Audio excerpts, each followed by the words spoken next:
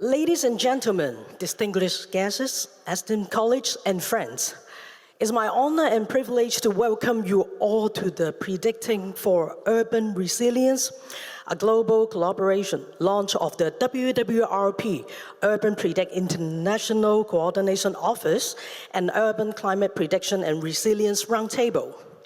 Today, we gather here at the Hong Kong University of Science and Technology to celebrate not only the launch of the WWRP Urban Predict International Coordination Office, but also a significant milestone in advancing urban climate science and resilience. We are deeply honored to have renowned experts, policymakers, and leaders from around the world. To officially command this special occasion, we will now hear welcome remarks from our distinguished speakers.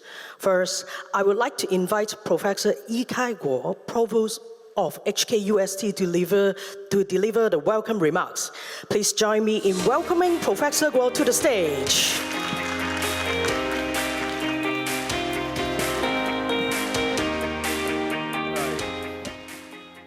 Distinguished guests, ladies and gentlemen, first of all, good morning. Welcome to Hong Kong and welcome to HKUST. And I'm very honored to have a chance to here give my welcome remark for this event. And this is a launch of the Urban Predict International Coordination Office here in Hong Kong. Also, I would like to express my heartfelt congratulations to this office launch. And also, this event is one of our events of celebrate the 35th anniversary of this university. And this university is a very young university, and also is a very beautiful university, as you can all see. So we always call ourselves, right, young and charming. So this is a place all people come. And also this place, we need a lot of resilience to maintain our beauty and youth. This university put a strong emphasis on the sustainability, on the green development, and we also fulfill our responsibility to the world. Therefore, this subject is very dear to us. And we have a lot of researchers in the campus working in this area. And some people working on the weather, some people working on the climate. And I try to figure out what's the difference. And now I understand the weather is short-term, climate is long-term. But now still didn't work out what's the difference between the forecasting and the prediction. And the people tell me the same. And so that's pretty much. And my knowledge, I'm an AI guy, so I have been doing a lot of work in the data science and artificial intelligence. And this university also have outstanding research in this field. We ranked world top 20s in this field. One of the biggest applications, of course, is in the weather forecasting or climate prediction. So, and I personally also work in some area like a data simulation in this area. I'm learning a lot from you guys. And I do hope this meeting can really fostering our multidisciplinary collaboration between your field and the other field. I understand that there are a lot of computer scientists here too. And also this field is developing very fast and need a lot of international collaboration. Given Hong Kong the position as the hub of East Midwest, now I really hope this coordinating office can perform the role, not coordinating Asian activity, but also the world. And I understand that there are a few people who only come to Hong Kong first time. And I do hope after this roundtable meetings, you can spend more time and enjoy Hong Kong. And then now you will realize how important the urban weather prediction or climate prediction and the resilience, the importance. Thank you very much. Enjoy Hong Kong, enjoy the event. Thank you, Professor Guo. Next, I'm delighted to invite Mr. Arthur Lee, Commissioner for Climate Change, Environment and Ecology Bureau, HKSAR Government. Please join me in welcoming Mr. Arthur Lee. Thank you.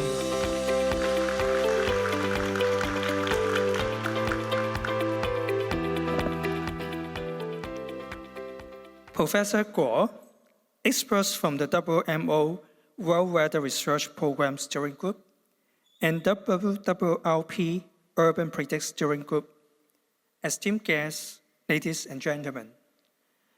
First of all, I would like to extend a warm welcome to the experts and leaders who have traveled from around the world to Hong Kong. This occasion marks a significant milestone for our city and global efforts to tackle climate change. We welcome the WMO's decision to establish the Urban Predict International Coordination Office here, reflecting confidence in our commitment to advancing climate science and urban resilience. We also congratulate Professor Chen of Hong Kong UST on his leadership in this important project, and thank Hong Kong UST for its support of Hong Kong's climate collaboration. As we gather here, we are reminded of the urgent need for collaboration action in the face of increasingly severe weather events. This reality has been vividly illustrated in Hong Kong in recent months, with multiple black rainstorm warnings and the record-breaking number of tropical typhoons serving as urgent signals of the immediacy of climate change. Hong Kong's Climate Action Plan 2050 sets ambitious goals to halve emissions from 2005 levels by 2045 and achieve carbon neutrality by 2050. Our strategy focuses on 4 key areas, that is, net zero electricity generation, energy saving and green buildings, green transport, and waste reduction, each designed to tackle specific challenges in a targeted manner. Since peaking carbon emissions in 2014, we have made significant progress, with per capita emissions decreasing by about a quarter to around 4.58 tons in 2023. This reflects our proactive approach to climate change through various policies and initiatives. Our strategy is not just about setting targets. It is reflected in our substantial achievements towards sustainability. We are reducing reliance on coal, aiming to phase out coal-fired power generations by 2035 and transition to cleaner energy sources. Investment in renewable energy have increased, focusing on solar power and waste-to-energy solutions. Additionally, we promote energy-efficient building designs that exceed statutory standards. In transportation, we champion electric vehicles with nearly 70% of newly registered private cars now being EVs, reducing air pollution and fostering a sustainable transport ecosystem. Our waste reduction efforts are equally robust, including the implementation of waste separation at sources and community recycling initiatives that actively engage residents. On adaptation and resilience, we enhance slope safety, flood prevention, and storm surge defenses, while strengthening community preparedness. Looking ahead, Hong Kong is advancing its climate agenda through green technology development. The government supports local initiatives via the Green Tech Fund, converting research projects into commercially viable technologies. By fostering innovation in green industries, we aim to effectively tackle climate change while promoting sustainable economic growth. However, we know that these efforts require not just government actions, but a collective response from all sectors of society. Today, the inauguration of the Urban Predict International Coordination Office serves as a pivotal step forward in our collective journey. I encourage each of you to engage actively in the discussion that will unfold at the upcoming Urban Climate Prediction and Resilience Roundtable, focusing on the integration of cutting-edge science with practical applications and the real-world impacts of urban prediction systems. The insights gained today will be invaluable as we collaborate to turn challenges into opportunities for innovation and sustainable investment.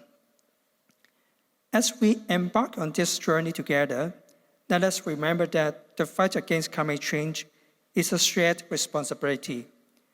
Our success hinges on collaboration across government, academia, business, civil society, and international partners. Together, we can build resilient cities, protect vulnerable communities, and ensure a sustainable future for our generations to come. Thank you for being here, and I look forward to the fruitful exchanges that lie ahead. Thank you. Thank you, Mr. Lee, for your warm welcome to the World Meteorological Organization, WMO representatives, and the WWRP Urban Predict Science Steering Group. Your support and that of the HKSAR government is instrumental in advancing the goal of WWRP Urban Predict. We now move to the opening remarks of today's event. We are honored to have Dr. Estelle de Koning, Chief of the World Weather Research Program at WMO, share her thought on the significance of WWRP Urban Predict as a flagship project. Dr. de Koning could not join us in person today, but she has kindly prepared a message for this occasion. Good day, and thank you very much for the opportunity to say a few words about the World Weather Research Program and specifically about the Urban Predict project having its second steering group meeting this week and also the inauguration of the International Coordination Office. The mission of the World Weather Research Program of WMO is to promote international and interdisciplinary research for more accurate and reliable forecasts from minutes to seasons. We want to expand the frontiers of weather science to enhance society's resilience to the high-impact weather events that we see more and more in the world. And we want to make sure that the information fed to the users is of great value. We aim to work on this in a seamless fashion by converging all the needed disciplines, and we strengthen our relationships not only with operational centers, but also with academic partners like the Hong Kong University of Science and Technology. And we'd like to include the early career scientists because they have fresh and young approaches to things, and we would like to hear more of their voices. Why do we do what we do in the WWRP? What drives us? And of course, the first one would be the WMO strategic plan that gets compiled for every 4-year term. And at the moment, we're in the 24 to 27 term. We also look at how we can enhance capacity and address members' needs because we're a member-driven organization. We do this through Earth system science research and, of course, the very prominent Early Warnings for All initiative that is currently running until 2027. We look at the weather extremes that form part of the changing world and climate, and how hydrology fits into all of that, and how observation networks can enhance that. And of course, we try to look at the driving force of the UN Sustainable Development Goals, specifically in terms of cities, Sustainable Development Goal 11 for cities and their resilience. So given these drivers, the WWRP has an implementation plan that was approved by Congress for the 24 to 27 period. And the goals of this implementation plan is to enhance the Earth system science for services on shorter timescales, enhancing the warning process in this changing world we live in, and to quantify, reduce, and communicate prediction uncertainty. For us, it's really important to work on a value cycle approach, that we do not only do the physical science and then hope somebody somewhere can use it, but we would like to get the input from the users and the decision makers. And therefore, we have a transdisciplinary approach, bringing physical and social sciences together at all times. And I'll say more about that in a few slides. So at a glance, these are our activities for 2025. I mentioned our implementation plan. You can see the front page of that on the left-hand side, and this was approved by WMO Congress in 2023. We have 6 or 7 groups that focus on specific topics. We call them working groups or an expert team. Some of them focus on nowcasting, some on data assimilation, verification, ensemble forecasting, tropical metrology, and social science aspects, as well as weather modification. In the center, you see the 6 themes or 6 projects that were identified for this implementation plan. And the Urban Predict project is the one in the red square. The other projects that we also see as very important topics to be addressed in this time period focuses on satellite-based nowcasting for Africa, integration of hydrology and precipitation, subseasonal to seasonal applications for agriculture and environment, research done in the polar regions, as well as something focused specifically on Pillar 4 of the Early Warnings for All initiative, to make people really the center of receiving these early warning systems and how they can be prepared to take the needed action. On the far right-hand side of this slide, you see also 2 blocks indicating 2 projects that are ending this year. One was on tropical cyclones and the other is on aviation. So this is in a nutshell the type of groups and activities that we have in the current time period. Our community consists of 155 experts from all over the world, and you can see the regional representation in the pie graph from all regions of the world. So it's truly global and international. We are represented by 42 WMO members, 48% female experts, and more than 45 academic institutions like the Hong Kong University of Science and Technology. In the Secretariat, we're a very small team trying to support all these activities. We are just 4 people helping to get these things coordinated and facilitated through the course of a year. So how do our projects work? The 6 projects that you saw in a previous slide each has a steering group of 12 to 15 members. The project plan has been developed, and this has a 5-year duration. And our project plans all get approved by the research board. Your project plan was recently approved by the research board. All of these projects work across disciplines. The physical and social sciences are both represented in the steering group that we co-design what we try to do. Our projects all include a research to operational aspect. We work with stakeholders like the ones also gathered here for this meeting, and we link to other research groups and other research organizations where needed. All our projects rely on the voluntary time of our experts and also the voluntary financial support to coordinate these activities. The Urban Predict project is really fortunate to have 2 excellent co-chairs, Professor Chen from the Hong Kong University of Science and Technology and Professor Ferrari from the University of Edinburgh. We are really appreciative for their scientific leadership for this important topic. We are also very grateful to the Hong Kong University of Science and Technology for taking a leading role in coordinating this work by hosting the International Coordination Office. And we are, of course, also grateful to the university and the Hong Kong SAR government for their support in hosting this Urban Prediction 2nd Steering Group meeting and this launching of the ICO. Thank you very much for your support in getting this off the ground. The Urban Predict project is designed to be collaborative internationally. It will only succeed with a strong support across all sectors and geographies. Hong Kong, as a very densely populated city, is an ideal testbed and a hub for innovation, combining the different challenges with technology and policy capabilities. Partners and stakeholders, as gathered in this week's meeting, can support this project by funding ongoing coordination and engagement activities, hosting of scientific meetings like you are doing right this week, and supporting training, capacity development, and city-based demonstration work. Another way that we try to enlarge our community is by endorsing existing projects that might already have funding or is in a process of applying for funding. such projects or proposals or even events can be endorsed by the WWRP Scientific Steering Committee. The benefit to us is that we augment our research capacity through these additional projects. We enhance our impacts and outreach. We bring additional expertise into the mix, and we increase the visibility of WWRP and our work.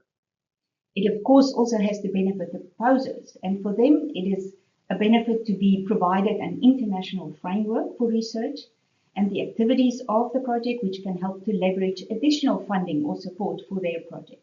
It can also increase their visibility in research activities and enhance networking and communication.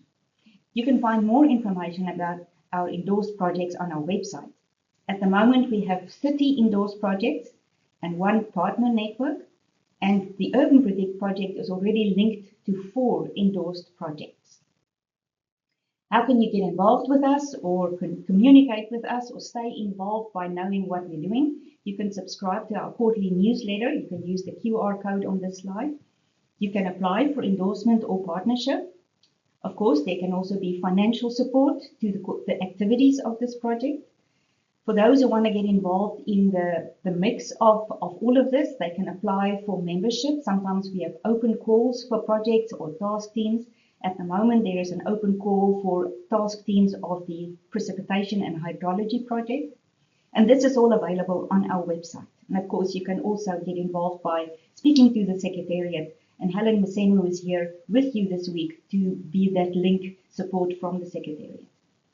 Thank you very much, and I wish you a wonderful week and a fruitful meeting. I look forward to the outcomes and the actions, which I'm assuming I will see in a meeting report very soon after the end of the meeting. Thank you very much. Thank you, Dr. De Koning. We now come to the highlight of today's ceremony, the official launch of the WWRP Urban Predict International Coordination Office. This moment signifies the beginning of a global collaboration to enhance urban climate prediction and resilience. For this special occasion, I would like to invite the 7 officiating guests to join us on stage.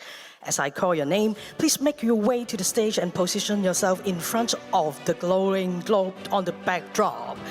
May I now invite Professor Fei Chen, co-chair of WWRP Urban Predict.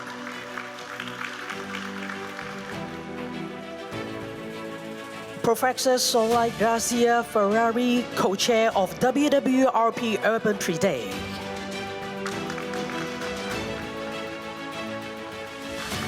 Ms. Helen Amsimo, representative of WMO World Weather Research Program.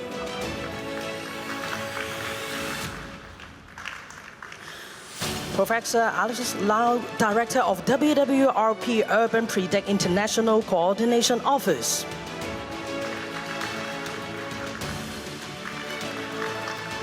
Dr. Xi Guomiao, Scientific Steering Committee member of WMO World Weather Research Program.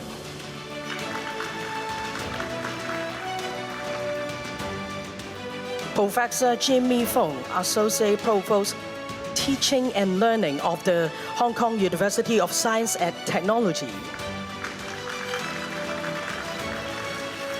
And Mr. Arthur Lee, Commissioner for Climate Change, Environment and Ecology Bureau, HKSAR Government.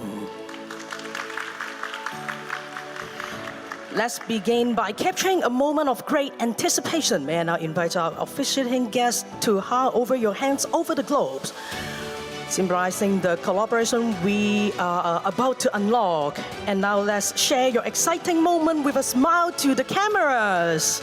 So let's look at our photographers in the middle and some selfie here. Please capture this great moment. Yes, keep your smile. Okay. In a moment, our officiating guests will touch the globes together. This gesture will also trigger the official launch of the WWRP Urban Predict International Coordination Office.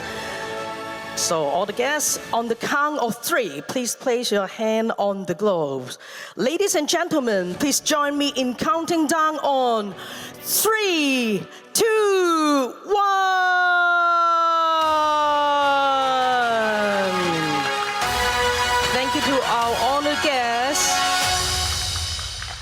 let's capture a moment of great celebration, the successful launch of our event. Officiating guests, please relax your pose and turn towards the cameras and share your smiles. And please give them a big hands again. Thank you. Stay closer, stay closer.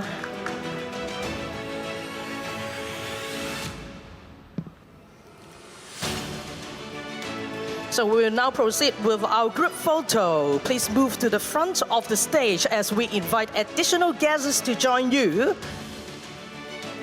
For the next photo, I would like to invite representatives from our supporting organization to join the officiating guests on stage. As I call your name, please make your way to the stage. May I now invite Ms. Eva Yeung, Senior Manager of Community Resilience Service, Hong Kong Red Cross. Mr. Simon Ng, CEO of Business Environment Council. Mr. Clement Hao, Chairman of Fire Insurance Association, the Hong Kong Federation of Insurer. Mr. Ivan Wong, Senior Engineer of Civil Engineering and Development Department, HKSAR Government. Ms. Joy Lee, Senior Engineer of Drainage Service Department, HKSAR Government. Mr. Freeman Zhang, Chairman of the Hong Kong Institution of Qualified Environmental Professionals. Professor Christine Lau, Chief Development Strategist of Institute of the Environment, HKUST. Professor C.M. Shun, Adjunct Professor of Division of Environmental and Sustainability, HKUST. So it's photo time. Please show your smile to our photographers.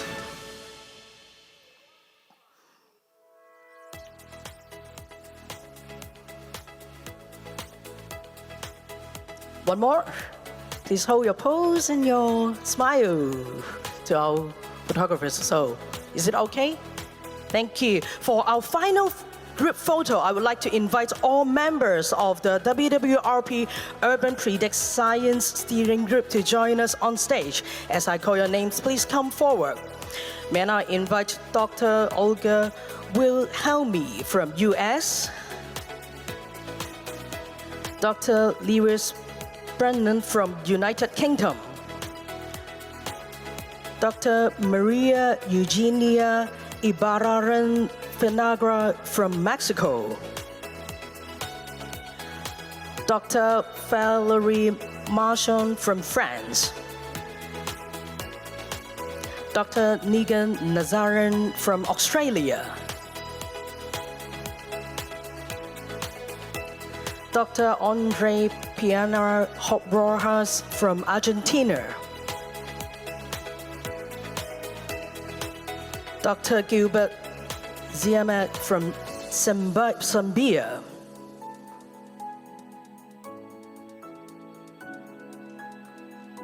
Dr. Gabriela Di Giulio from Brazil,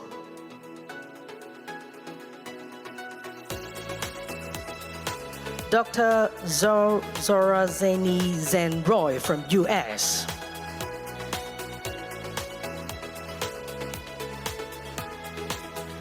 So it's a photo time, and please have your great smile towards our official photographers, which is in the middle in front of you. Say cheers. Okay, I think one more. Is it okay for all our press, media, and okay, let's do a thumbs up. Just give a like to all of us. So you smile.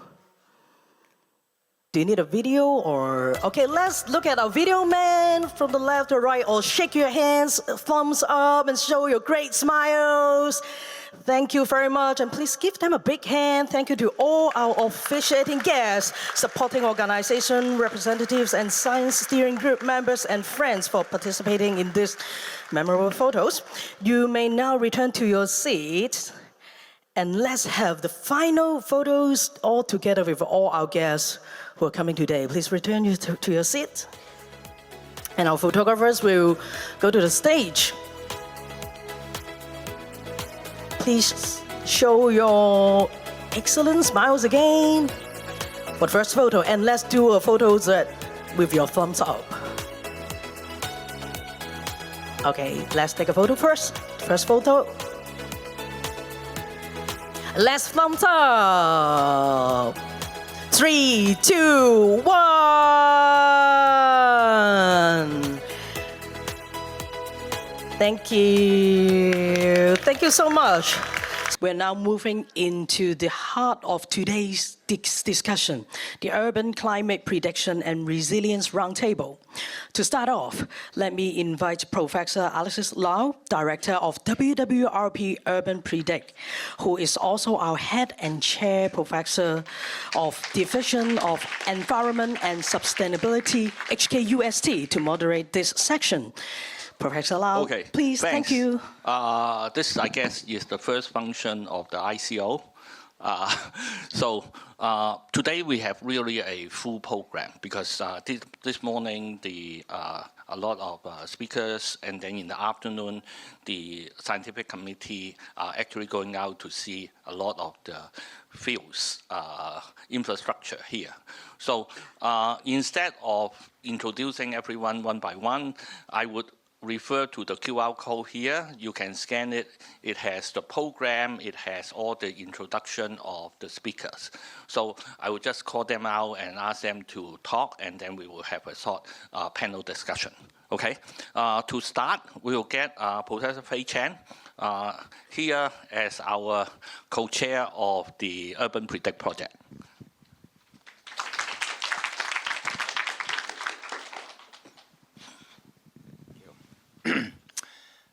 Good morning, everyone. Very happy to see you all. Thanks for coming. So I'm Chen from HKUST and the co-chair of this Urban Predict project, together with Soledad, Ferrari, and she's going to talk to you in a minute.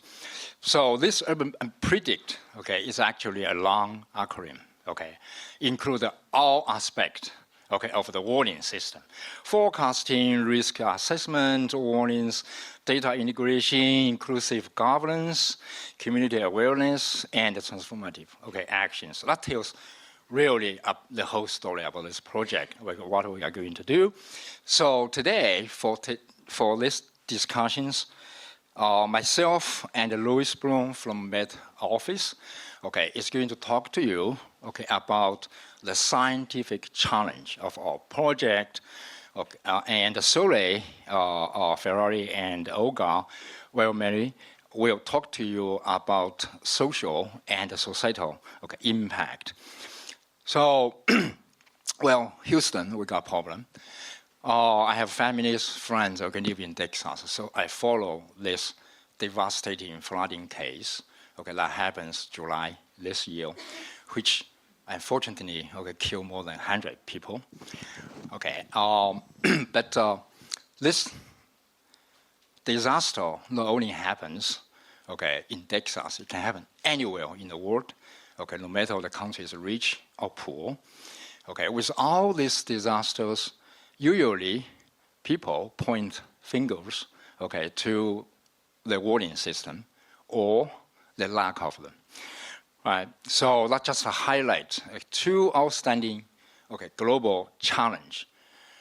The one is our current weather prediction fail to provide accurate forecast with sufficient lead time. Even in the case we can produce a good forecast, the case in Texas, for instance, the National Weather Service nailed last storm 3 days ahead of time, but still caused tremendous damage.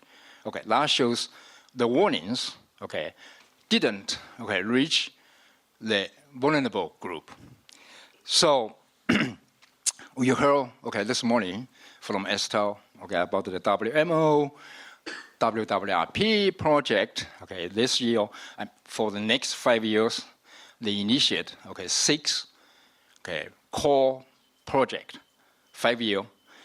Each one is 5 year, and really address all the aspects of improving the weather forecast and the warning and also connection to people. So one project is quite unique, is our Urban Predict project. So why is cities?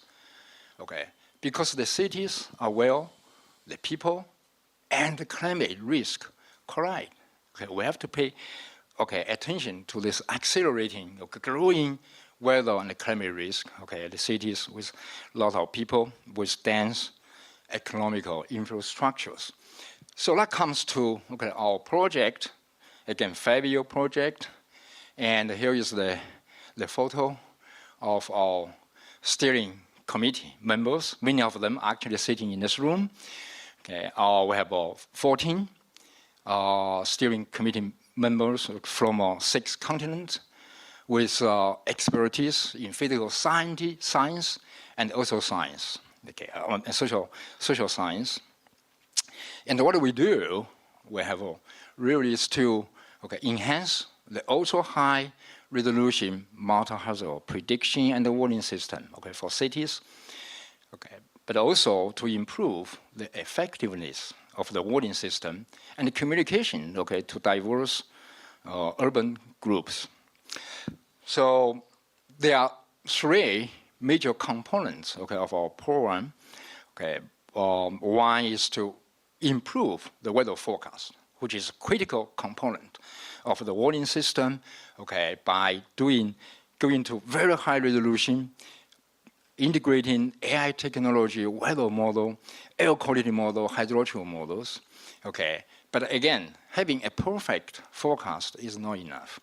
We need to understand how this forecast translate into the warning system, communicate to the people for the action they're going to take, right? And also our program emphasizes international collaborations and policy and capacity building with the ultimate goal to enhance the urban climate adaptation and the resilience, and also contribute to the United Nations early warning for all initiative.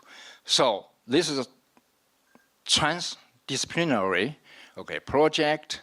We need to integrate the physical and the social science and the new AI technology, and also by engaging people from different sectors to co-design and co-develop the project around for the cities around the world.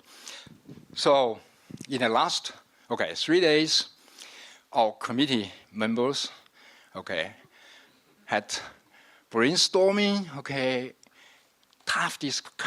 tough discussions about what we are going to do in the next 5 years.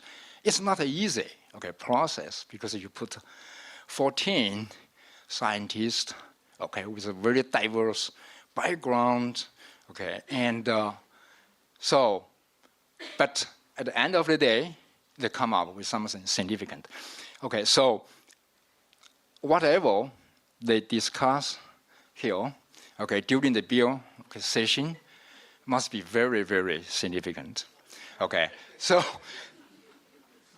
after the 3-day, discussions, very deliberate discussions, we come up, with a framework, to look at the warning system, in a holistic way, how the warning system was produced, how weather forecast, information flow to the warning system, what the message, in the warning system, in which form they're going to send to people. Is that effective?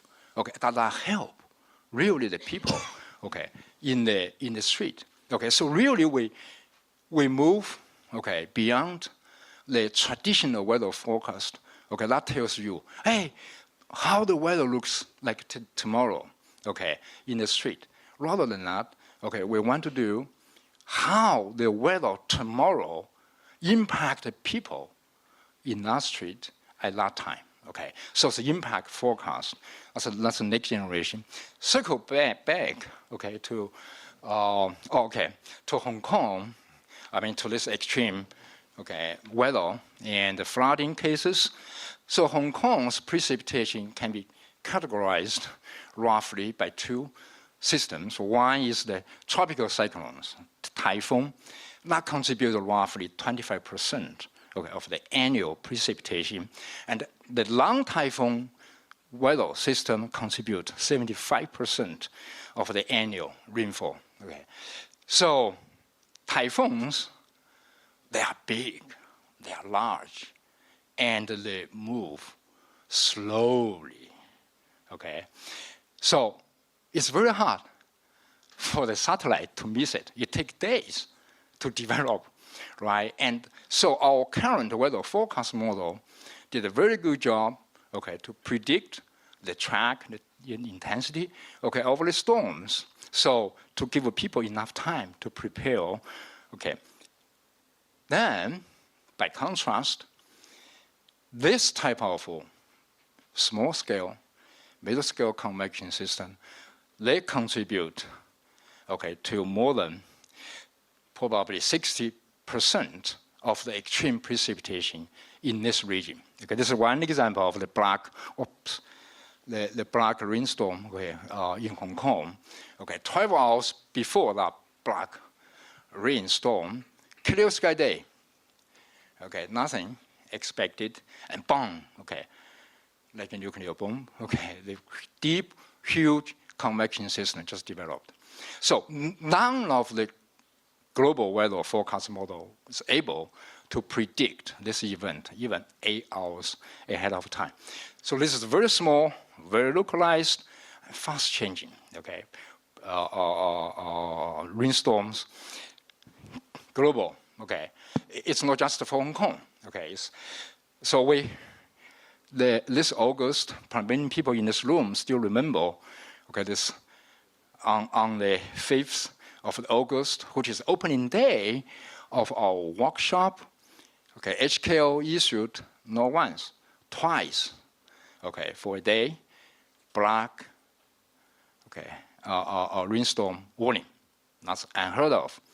Okay, so, and that disrupt our workshop as opening day. I mean, this, our friend just come uninvited, okay, and everybody, every participant, okay, we're in Hong Kong, but we cannot have the meeting, okay, in person because there's no subway, okay, no transportation bus, business stops, right? So we had the meeting going online, huge disruptive, okay, event. But anyway, so our conference chair, Professor Andreas Prim, okay, from Zurich, and I quote, the models, okay, we're using to simulate the storms are frequently developed at mid-latitude and tuned to work well in mid-latitude because many modeling centers are located there. So we show that the best setting in the model for extreme convective storms in the mid-latitude was the worst setting, okay, in the tropics. Okay, this demonstrates, okay, the need to further invest in model development, okay, in the tropical regions, unquote. So WWRP, okay, is a national project.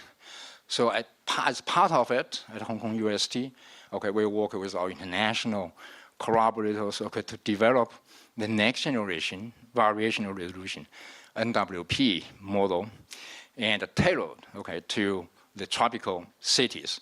Because with the increasing computer power and this new technology of variational grid mesh, and we are now able, okay, to have a very coarse resolution globally, but really zoom in, okay, in a city with a very high resolution seamlessly, okay, so we can connect the local weather with global weather, okay, in a very effective way, okay.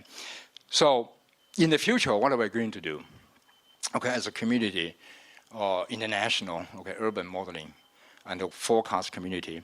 So one thing, okay, as I said, okay, is to increase, okay, the model high resolution. Okay, now we're able to do it, so we can catch, okay, the small fish, okay. But that's not enough. Okay, but doing high resolution, you allow us, okay, to improve our model physics, okay, to understand and capture this very complex interactions, okay, of the small mountains, okay, buildings, how they interact, how they drive the extreme precipitation. So the third thing is really to integrate the AI to do the ensemble. Forecast, this is my last slide, I believe. Where it is. So again, our project is really about international collaborations and engagement. So one of the major output from our project is really to build an international community of researchers in the urban prediction and enhancing global collaborations, knowledge exchange, and capacity buildings for the urban multi-horizontal prediction and early warning system. All right, thank you very much for your attention. Okay, thanks, Fei.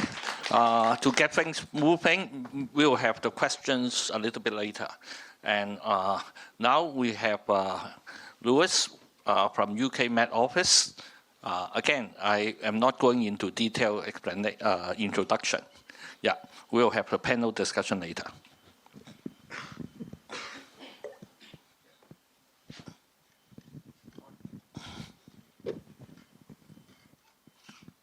Well, thanks for asking me to come and present today. And also a big thank you to HKUST for hosting the Urban Predict this week and treating us so nicely. We've eaten lots of nice food for sure.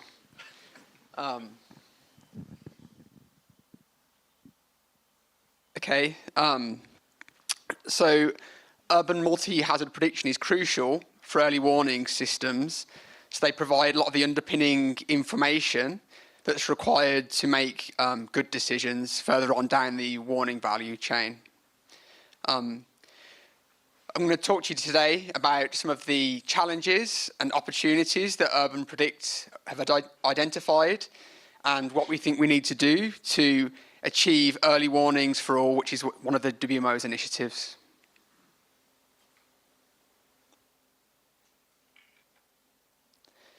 So, weather prediction and weather models are one of the underpinning tools that we use to do our urban multi-hazard warnings. And over the past few decades, there's been a so-called quiet revolution in the performance of weather prediction. So you can see here 10-day forecasts, 7, 5, 3-day forecasts, and how the accuracy of them slowly increased. But there's actually, the last 2 years, you can see just at the very end here, been a revolution with AI, and there's been a step change in the performance of these weather models. But there's a problem for urban prediction. These models tend to work at the scale of about 25 kilometers or greater, so they don't actually include the urban representation. So what can we do about that? And perhaps we could use AI to get this information at urban scales. So one really promising approach to go and do that would be to use AI again to do downscaling. So in these approaches, you use the coarse model data as input. So that could be from a coarse AI model or even a conventional weather prediction model. And then also include high resolution simulation data and urban data, like for example, observations in cities, to train AI models and then produce information at the appropriate scales. This is actually a bit of work that I've myself done. So I've taken operational air temperature forecasts from the UK Met Office and used AI to downscale it to 100 meters using crowdsourced observations in the training process. And that way you can get heat predictions at like neighborhood scales, that understanding where people live and the temperatures they're going to be facing in a heat wave. And this is another example here where it's using AI and trained with large eddy simulations to downscale winds in urban areas. So you could perhaps use that to say, think about urban planning and if you change building layouts, that will change the extreme winds. But it could also be extended to, say, air quality applications. So how will air quality change at high resolution within the city?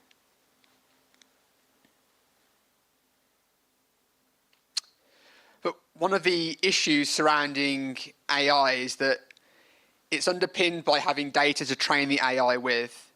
So if we're using high-resolution simulations as our training data, but we only have them for small regions, then we would only be able to do the AI predictions for those small regions. So, for example, the Met Office have a model running over London, so we could use that as training data and then do predictions over London, but we don't just want that. We want early warnings for all. We want these high-resolution AI predictions everywhere. So one of the things that we want to explore is spatial transferability. Can we train with a few locations where we have the high-resolution data and then make predictions elsewhere and see if that works well? And there's lots of researchers actually working actively on that at the moment. And I think it'd be a really powerful method of achieving urban multi-hazard warnings for all. Another exciting development is all the emerging data that's coming out. So this could be, say, remote sense, like satellite remote sense data, crowdsourced, like citizens providing their own data, and then databases, for example, on pollution emissions, and then there's all the field campaigns that are going on. So, I mean, for example, here we've got this world covered data set, so it's open access and it's global, and it's like a really good source of like input data, so not just AI models, but conventional models, so that we can make hazard predictions at the appropriate scales and add that fine scale detail. And another example here is crowdsourced observations in Scandinavia, but obviously they're not just in Scandinavia, they're global. But you can use them, for example, so the Met Office do nowcasting with them. You can identify regions where there's low pressure and convergence, and that's indicative of where there might be a storm developing in the next 2 or 3 hours, so we can give storm warnings based on the crowdsourced observations. Or, for example, we can use crowdsourced observations, the air temperature that they give, to train AI models and make urban predictions of heat, extreme heat.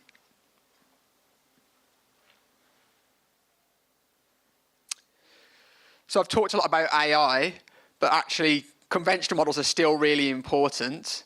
They underpin the AI modeling that we're doing a lot of the time. So we're using the high-resolution conventional models as our training data. So if the high-resolution models aren't any good, then our AI models won't either. So that's why we basically we want, in the Paris Research Demonstration Project associated with the 2024 Olympics, we did a model-ins comparison exercise, and we actually found that the high-resolution models had common issues with their convection representation. So you can see lots of small showers in the models here that didn't actually exist in the radar, in the truth. So it goes to show that even at high resolutions, there's still issues, and we need to work on these parameterizations. Because it's convection that produces really extreme precipitation and causes things like flooding in Hong Kong. And there's other approaches as well, so we can look to use different grid structures. So that's something that Chen's working on the MPAS model, to see if we can improve convection representation, extreme precipitation forecasts using these sorts of different meshes. So as part of the WWRP project, we intend to do a model-ins comparison. And we're going to build on the RDP work and grow the international community in urban multi-hazard warnings. And in that, we're going to use lots of different techniques that I've just talked about and see which techniques work well. And also, we're going to do that model-ins comparison for lots of different cities across the world. And that could be for example, in Hong Kong. We want to link the findings from our model-ins comparison to what people actually need on the ground. And I think that's something that makes it a unique project. It's going to be a two-way interaction between the social scientists, the people on the ground, and the physical modelers. So looking ahead, basically we need to get working, and we need to get support for our activities, and we'd really like to engage with the international community and also people in Hong Kong, researchers, officials and organisations to improve urban multi-hazard weather prediction and achieve early warning for all. Thank you. Well, thanks a lot, Lewis. Yeah. Actually, after the Urban Predicts Science Committee explained what they want to do, let's switch. Let our local colleagues tell the scientific community some of our experience. So let's start with CM, our former director of HKO, and really has a lot of experience on hazard and warning. Yeah. Thank you, Alexis. So, ladies and gentlemen, today I'm going to talk to you about hazard and warning in Hong Kong. So, holistically, we have a contingency plan for natural disasters covering all aspects of warnings and how the government as a whole will react and plan to plan for the upcoming disasters like tropical cyclones, heavy rain, heat and cold, and other things. And we have an emergency monitoring and support center. Whenever we have upcoming warning of heavy rain and tropical cyclones, then this center will be open to coordinate and to monitor the situation of the city. And for really huge events like approach of a super typhoon, then our chief secretary will chair an intergovernmental coordination committee to handle such a huge event. And this happened, I believe, the first time when we had the super typhoon Mangkhut in 2018, when I was the director. So first of all, I will also talk about several major hazards that we need to get prepared as the climate change evolve. For Hong Kong, as a coastal city, we have always have this threat of typhoons and storm surge. And the one that I have handled, 2018, it is almost a direct hit of Super Typhoon Mangkhut. When before it hit Luzon, its maximum intensity was 250 km per hour wind. But luckily, it weakened after making landfall over Luzon. So we haven't got the full force, but still you can see a lot of damages due to wind and due to the high waves and storm surge. Luckily, we have no fatalities due to the very good infrastructure and also the well-ahead planning. But you can see that it is not actually the most severe events in the past. In the past, we have some historical data showing that we have even stronger typhoons, even stronger storm surge. And with climate change, we expect to see more of these. And in Hong Kong, we have a tropical cyclone warning system, which has already operated for more than 100 years with this numbered signal system. The number 8 signal is the high-stake signal where the director of the observatory shut down the whole city. So I think it's few cities or countries that the weather service can make such an important decision. In the past, we use the physical warning signal for alerting, but of course now we use the mobile app developed in-house by the observatory. When I retire from service, I think we have already got more than 8 million subscribers to the service, which means everyone in Hong Kong has this app. Now maybe more than 10 million. Because we have our neighbors in mainland China also looking at our data, and also on social media. When I was the director, I enhanced the communication for all the citizens through social media. A recent case, Ragasa, super typhoon, similar to Mangkhut. Luckily, we are a little bit off and not make a direct hit over Hong Kong. But you can see that storm surge was the prime concern.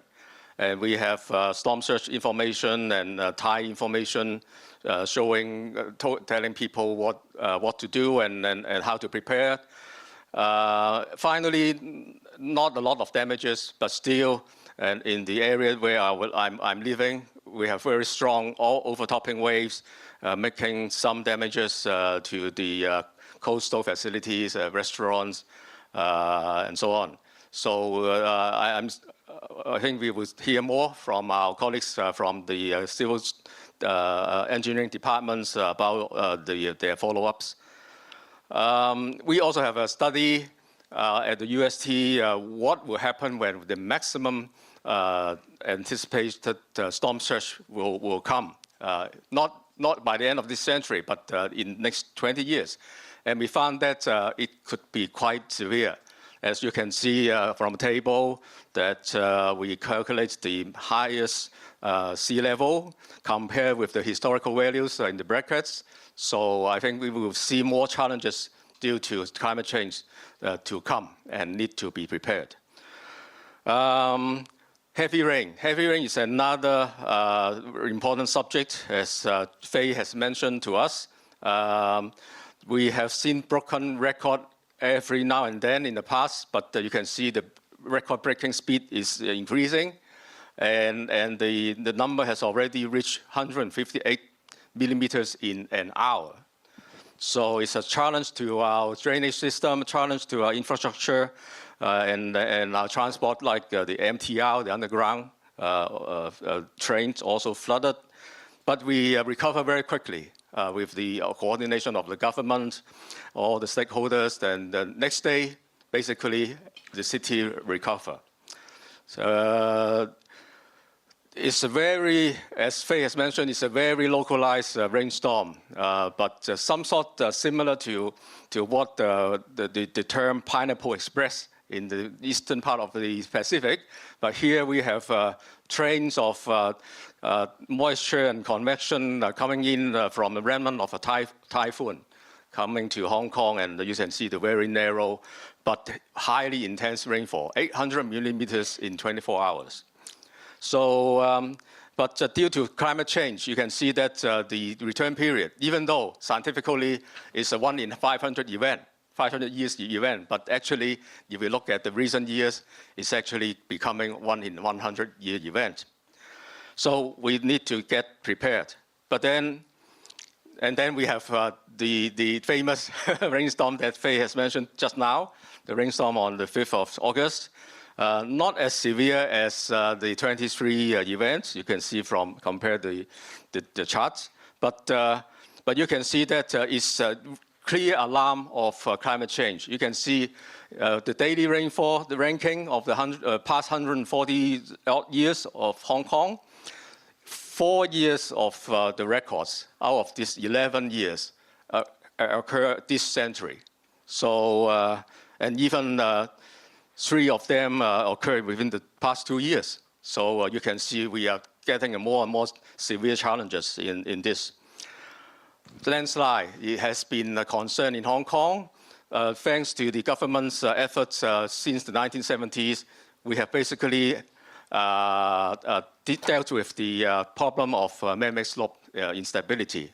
This is the case in 1972. You can also compare the 2023 event with that, but we have much less damages this time, probably due to the better infrastructure, better slope safety, but also we are a little bit lucky in the very localized rainfall. For rainstorm and landslide, we have lots of warnings, including thunderstorm warning, and then we have the landslide warning. This is a very unique system. We have cooperation with the Geotechnical Control Office. It's a collaborative effort, but issued by the Observatory after consulting the engineers. The rainstorm system also is a 3-tier system, and the red and black alert is the very high-stake event also, because the red event closed schools and the black rainstorm closed the city. We also have used to have flood over the floodplains of new territory, so we have another information system. But for the future, we also face challenge, as Professor Jimmy Fong has calculated for high emission scenario, we will see even higher rainfall rate in the future. Landslide risk even has been reduced by all the good works of the engineering community, but still, because of the extreme rainfall expected more and more, the risk of landslide due to the natural slope instability will increase. So finally, something about heat and air quality. For the heat, we know that we have been facing this more and more frequent heat waves, very hot days, and also hot nights. Hot nights is also important to the health of especially the elderly. But also during the day, we have heat strokes. And so we have a system of very hot weather warning. We have increased advisories due to these more and more extreme events and prolonged heat events. We also have a warning for the workers to avoid heat strokes. So, but we expect to see more and more. We now already have more than 50 days of very hot days and hot nights per year, which is already close to our projection for the middle of this century. So we may see something even worse than this projection. When we have heat, usually we also have poor air quality, especially when we have an approach of a typhoon. So air quality is also another thing that we are concerned about. And this is basically a health-based, risk-based system that I'm not going to bother you with the details. But Hong Kong UST has a lot of experience in dealing with this problem. And the good news is that we are seeing less and less. Of course, we have better and better air quality with the reduction in emission and pollutions. So this is a little bit on the good side. So that's my very brief presentation on the warning system in Hong Kong. Thank you very much. Well, thanks a lot, TM. I think now you can see the drivers. I think for a lot of science members, this physical driver you are very familiar with. Now we have two government departments telling some of the impact and how they manage. So start with Joy from CEDD talking about how we deal with the drainage surface. Yeah.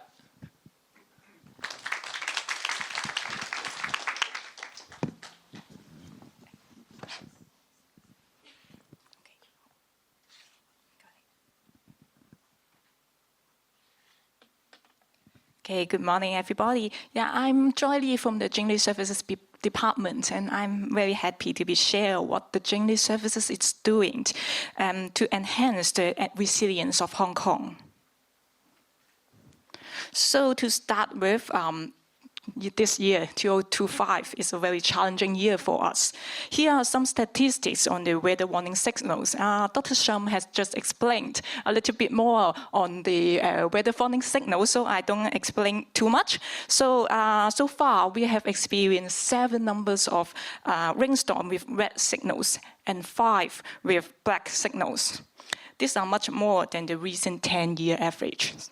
And as for tropical cyclone, there were 3 signal number 8 or above typhoons, and 2 of them, Typhoon Vapid and also Super Typhoon Regatas, that many speakers have just mentioned before, have reached typhoon signal number 10. And this is the first occurrence of these signals being hoisted twice in a year since 1964. So this data reminds us that the more frequent extreme weathers under the impact of climate change is very alarming. So certainly we cannot rely on structural measures to prevent flooding. So that's why in 2022 we have commenced a strategic planning study on flood management. And this study was completed last year. And this study has recommended integrated flood management strategies for Hong Kong. They involved 3 key initiatives. They are adaptations, resilience, and management, ARM in short, and I will explain them one by one. So for A, adaptations, we will continue to adopt a three-pronged approach to mitigate flood risk through implementations of drainage infrastructure projects. We have carried out drainage improvement works for downstream drainage system. Besides that, we are now building the first tidal barrier in Hong Kong to tackle the rising sea level and storm surge.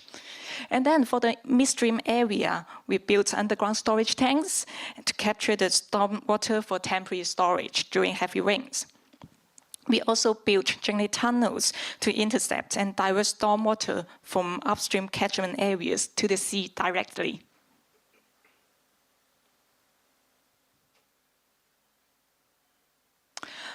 So to combat the increasing impact from climate change, we adopt a progressive adaptive approach. We will first focus to mitigate flood risk up to the mid-century.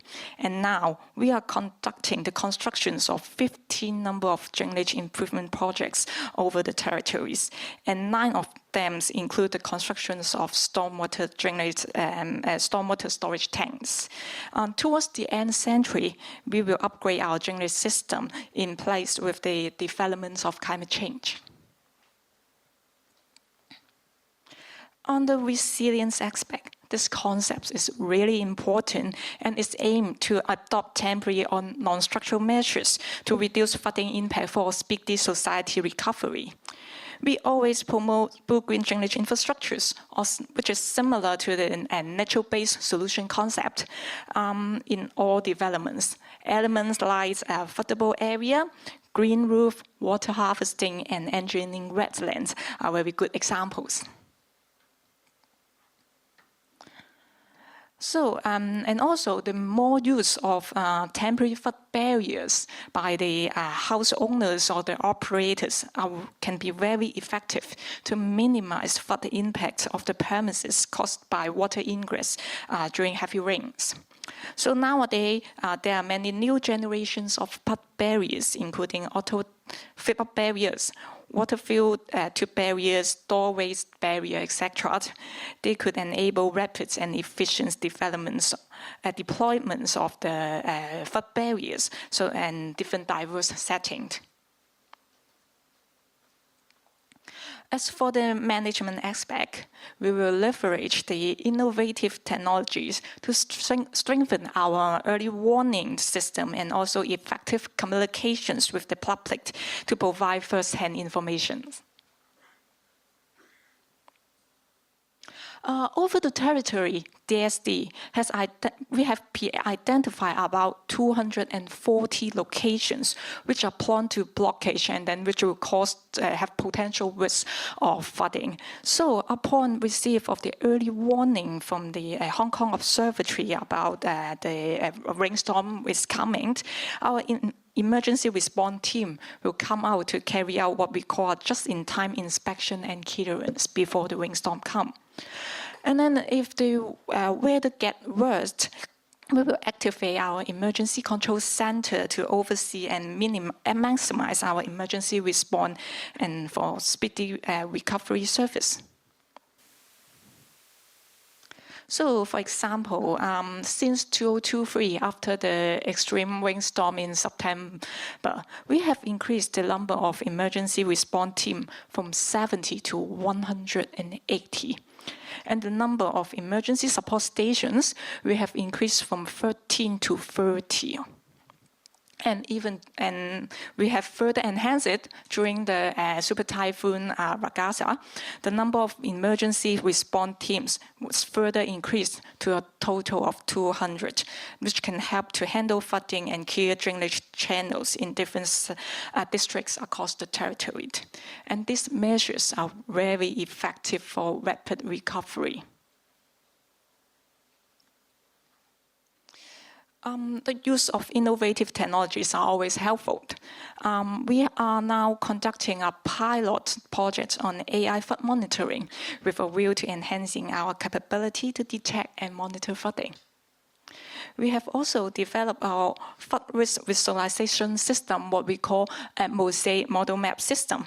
And using this system, before the approach of Super Typhoon Ragasa, we make use of it to assess the potential flood risk based on the predicted storm surge from the Hong Kong Observatory. And then we could make preemptive flood prevention measures and emergency response to the possible flooding.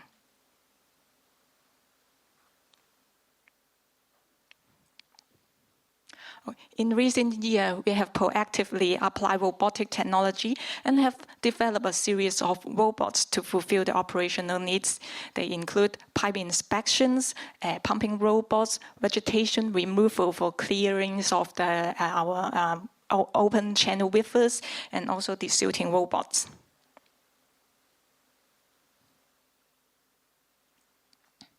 And this year, we have further empowered our robotic team. We have procured 13 numbers of high-capacity pumping robots to enhance our emergency response for speedy recovery. They have been widely reported by the media in the past few months.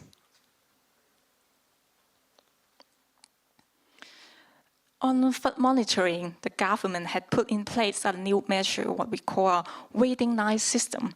Under this system, we have installed a flood monitoring device along the road curbs and also ping waiting line on the local low-lying road sections to alert the flood risk ahead for the road users.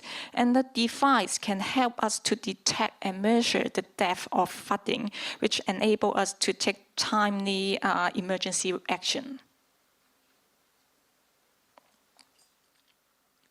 So it's crucial to engage the community and the public and private sectors in order to fully embrace the integrated flood management strategy.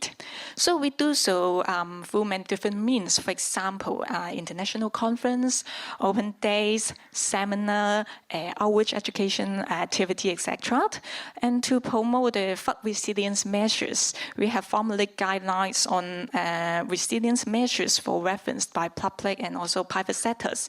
We also arrange stakeholder engagement meetings before every rainy seasons to remind them the use of resilience measures to protect their own properties. So we also strive to build a shared sense of responsibility and community resilience against extreme weather events. For example, using the approach of Super Typhoon Ragasa as example again, we proactively share information on the potential risks and response measures by the media. And we also liaise with the district office of the Home Affairs departments on the risk so as to make sure that this information can reach the local residents, which are the vulnerable groups, very effectively. So, short conclusions. With ARM measures, we're shaping Hong Kong into a very flood resilient city. Thank you. Well, thanks a lot. Really, we have a lot to thank the Drainage Service Department. With so much rain we have been seeing this few years, your help is really important. Now we have Ivan from CEDD explaining how we deal with all this sea level rise and coastal storm surge. Thanks.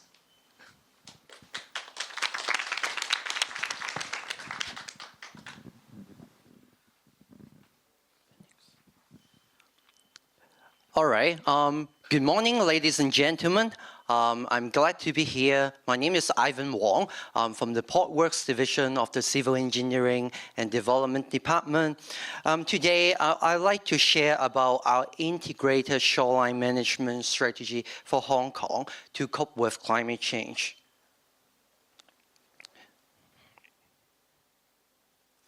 And we have mainly two challenges. First, Hong Kong is a coastal city on the southeastern coast of China at the mouth of the Pearl River Delta.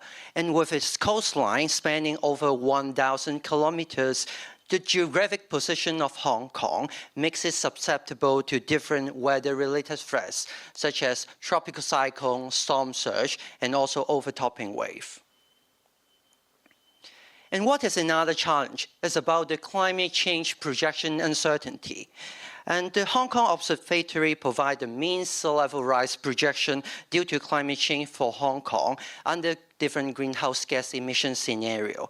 And as you can see from the right-hand side of the diagram, the projected sea level rise in the end century, it becomes wider. It means that the climate projection uncertainty become more. And for works department, including CEDD, the emphasis is on climate change adaptation. And in recent years, our CEDD has made tremendous effort in managing the coastal risk in Hong Kong. And our strategy include conducting various climate change studies and updating our design manual, identifying vulnerable locations and implementing enhancement measures, strengthening emergency preparedness, and also raising public awareness.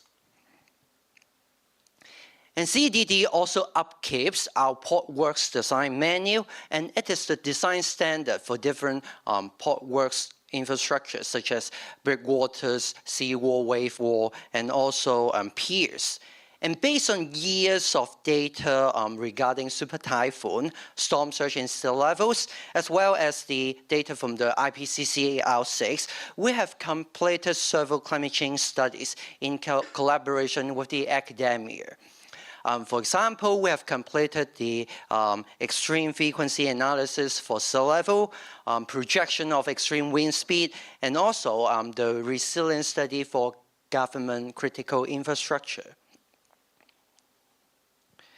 And based on our study findings, together with the Hong Kong Observatory projections, we have updated our portworks design manual in 2022 and also 2023. And the updates cover different climate change projections, including sea level rise, storm surge increase, wind speed increase due to climate change. And to cope with the climate change uncertainty in projection, as I have just mentioned, and we adopted the progressive adaptive approach to deal with it.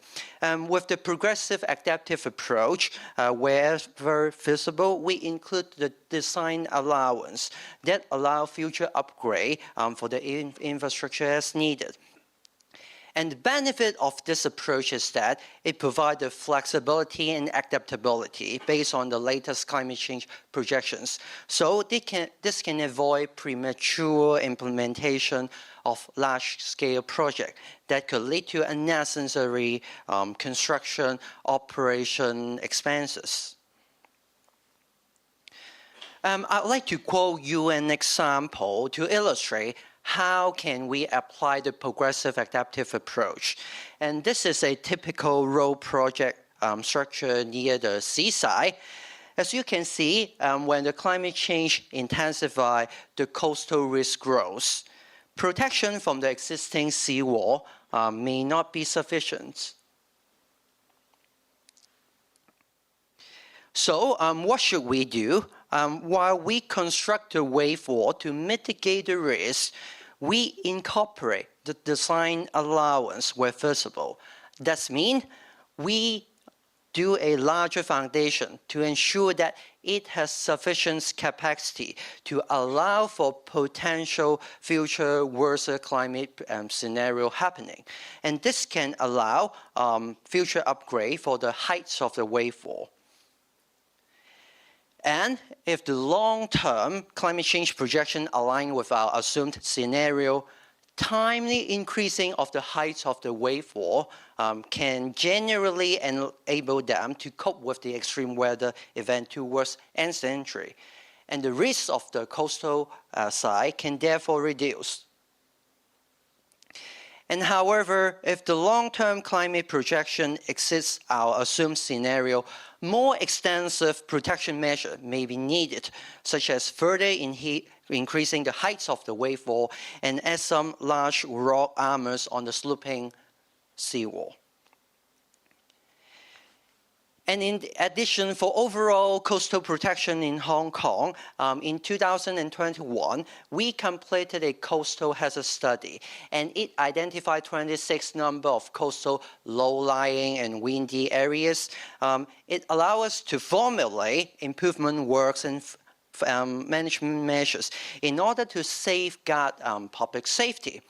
And as a step forward, we further completed the shoreline management plan in 2024, last year, in order to assess the entire shoreline of Hong Kong, and it sets a systematic and holistic framework to strategically address the potential coastal risks.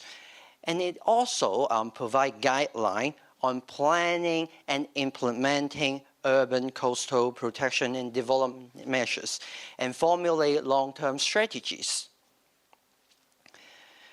However, not all coastal area can be fully protected by improvement works alone. And so it is also equally important to have management measures in an appropriate manner. For example, when a super typhoon comes, we trigger our action plan. We activate it, we provide sandbag for the public use to have better coastal protection.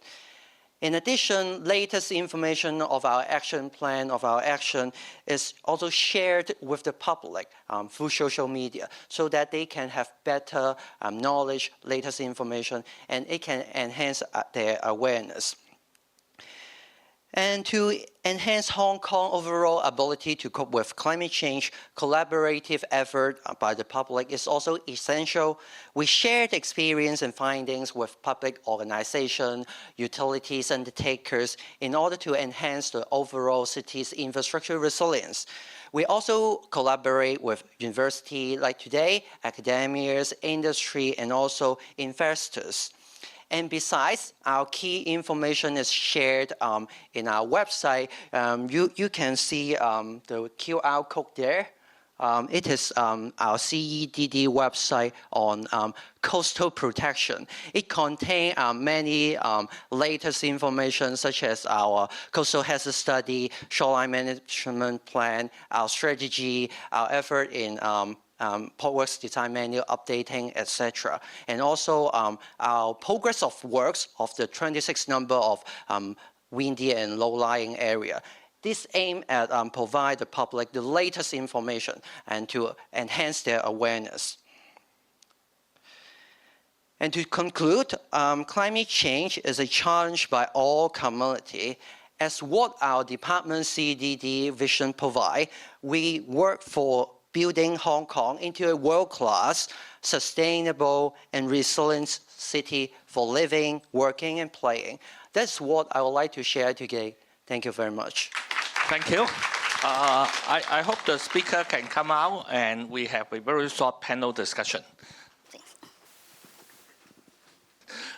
In particular, for Faith, you talk about the project, okay? I want to ask, actually, how our local community, different sectors, really can help in terms of this project? Yeah, I think the most important thing is the willingness, okay, to engage, collaborate, and support. Okay, for instance, our scientists, physical scientists, and social scientists, okay, need to access to the local data. But data means not only meteorological data, but demographic data, data about the damage, data about the vulnerable group, okay, and also the access to the resource, government resource, okay, and people from government agencies willing to collaborate with us to understand, okay, the way Hong Kong is producing weather forecast, producing warning system, and how this information, okay, really, okay, flows through the different layers, okay, and eventually reach or not reach the vulnerable group, okay. So that needs a lot of engagement and openness, okay, to collaborate, and probably most importantly, okay, as you have heard, this funding, okay, support, obviously. So the resource doesn't, involve both, like a human resource, but also financial support. I think that's the key aspect, okay, for that collaboration. Okay. Thanks. Louis, I'm amazed, 10-meter global. I was just thinking about how much data that is. Okay, in terms of AI, I really want you to talk a little bit about how you see AI really can revolutionize and do here. Yeah. Yeah, so I think the big one is what I touched on with AI is this idea of spatial transferability. So if we have limited amounts of data that in certain areas of the world, can it be used in other areas? So, for example, high-resolution data sets from simulations might be over mainly Europe, for example, or even Hong Kong. But then there's areas, and say crowdsourced observations also tend to be in certain areas of the world, for example. So how can we ingest those data sets into AI and then apply those models elsewhere where the data doesn't exist?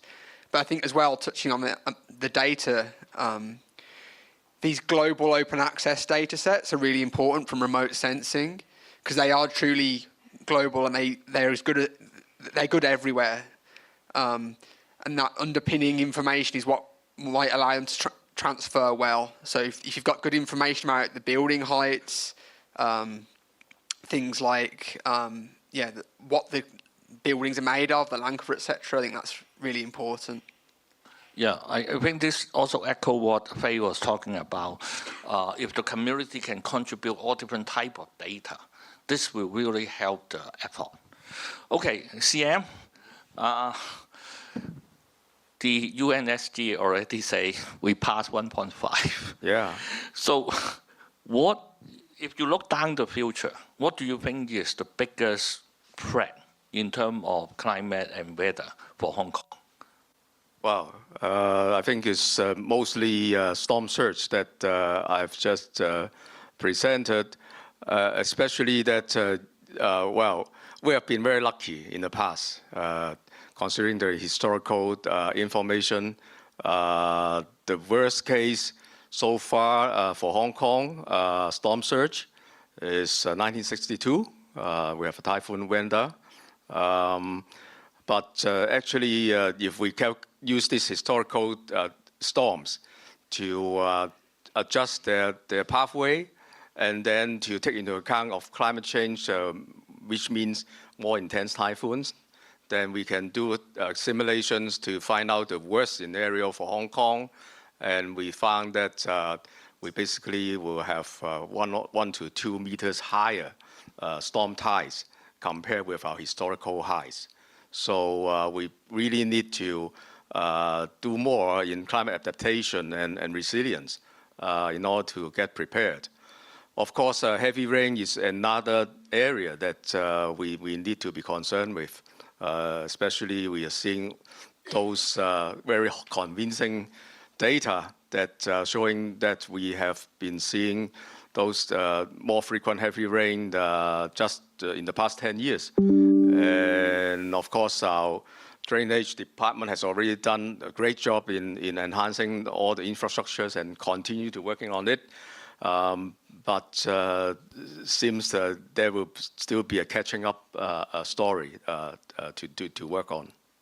Well, good. That actually transferred me to Joy asking, okay, really, journalist service has been doing a lot, but in terms of try to look at the future more intense or even more unpredicted risks, any more planning or things that you guys are doing? Actually, yeah, you're very right. As Dr. Chen has just mentioned, we have already invested a lot in our drainage infrastructures. So up to now, I can say we have quite a robust system that work very effectively to protect Hong Kong from major floodings. The number of major floodings that we can see have been much decreased since 80s. That if some of you is old enough, then you may recall that and maybe 20 years ago, we have such kind of quite a serious flooding over the territories. But now the floodings are mainly quite localized in certain areas. But we definitely cannot stop here. We keep investing on the in our drainage infrastructures. As just I have mentioned in my presentations, we have 15 number of construction projects is ongoing to upgrade our system. We will keep monitoring our drainage performance and then formulate further drainage improvement works in the future. And also we will keep monitor the progress, the development of climate change, and consider the climate change impacts in our designs, such as the increase in the rainfall and also the sea level rise. This will be taken into account in our design so as to further upgrade our system. And also, we can't only rely on adaptations. We also need resilience and management. So the use of innovation technologies will be very helpful. We will make use of some AI system for monitoring design, real-time sensors, etc., to monitor the performance of our drainage system, and also to deploy timely the emergency response team so that to enhance our city's resilience and recovery. That's our way forward. Okay, thanks.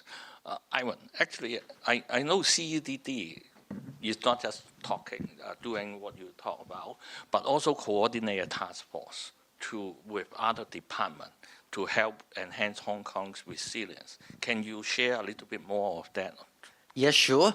Actually, our Civil Engineering and Development Department has two roles. Firstly, we focus on coastal protection, and in addition to that, we also coordinate a working group. It is called the Climate Change Working Group on Infrastructure. In short, it is CCWGI. The government established it in the year 2016. It coordinates the effort of different departments on the area of climate change adaptation, and it includes different works department and the Hong Kong Observatory. And there are 4 areas of works of the CCWGI. The first one is carrying out major climate change studies, and what I have just mentioned, frequency analysis on sea level, extreme wind speed study, resilience for government critical infrastructure. And the aim of it is for updating our design manual. What I mean is the second area of work is to update the design manual. As you know, the climate change area, we need to base on the scientific projection. So how can bridge the gap between scientific connection and also the infrastructure updating? Is this mainly based on the manual updating? So based on the our climate change studies, the IPCC AR6 result, we put the findings into our design manuals. In the recent year, we have updated the Portworks design manual of CEDD, the DSD stormwater drainage manual, the highway structures design manual, geotechnical engineering office, some guidance notes on slope drainage. We have done a lot on it. And the third area of works we're focusing on is to strengthen the infrastructure resilience. Although the government has limited resources, we prioritize our resources to the critical government infrastructure first, because they are providing essential public service to the society, to the citizens. And that's why we have carried out a critical infrastructure resilience studies. And in collaboration with different departments through the CCWGI platform, we identify 350 numbers of government critical infrastructure in different areas, such as government buildings, port works, sewage, water works, waste management, field management, etc. 7 categories. And we put resources to think of the enhancement works and implement them in an orderly manner. And the last thing, we do sharing and publicity in order to promote our experience. And one thing it is worth mentioning is that is quite encouraging is that in the early this year, the IPCC AR6 Working Group 2 co-chair, a representative of it, comes to Hong Kong to visit us, and we'll have a meeting with them in collaboration with the Development Bureau, DSD, and also Hong Kong Observatory. And we take that precious chance to share the works of CCWGI to the IPCC representative, and she is quite impressed of what we have done in the past few years, connecting the science projection in building a resilient response system in our climate change adaptation works on infrastructure. And we will keep our momentum, we will keep our good effort in this 4 areas of works and monitoring the situation. Well, thanks a lot. Okay, because of time, I want to open the panel for question and answer, particularly to the scientific steering committee member first. Yeah, we are tight on time. Please yes, make it short. I'll ask just one question. Thank you very much. I'm Gilbert from Zambia.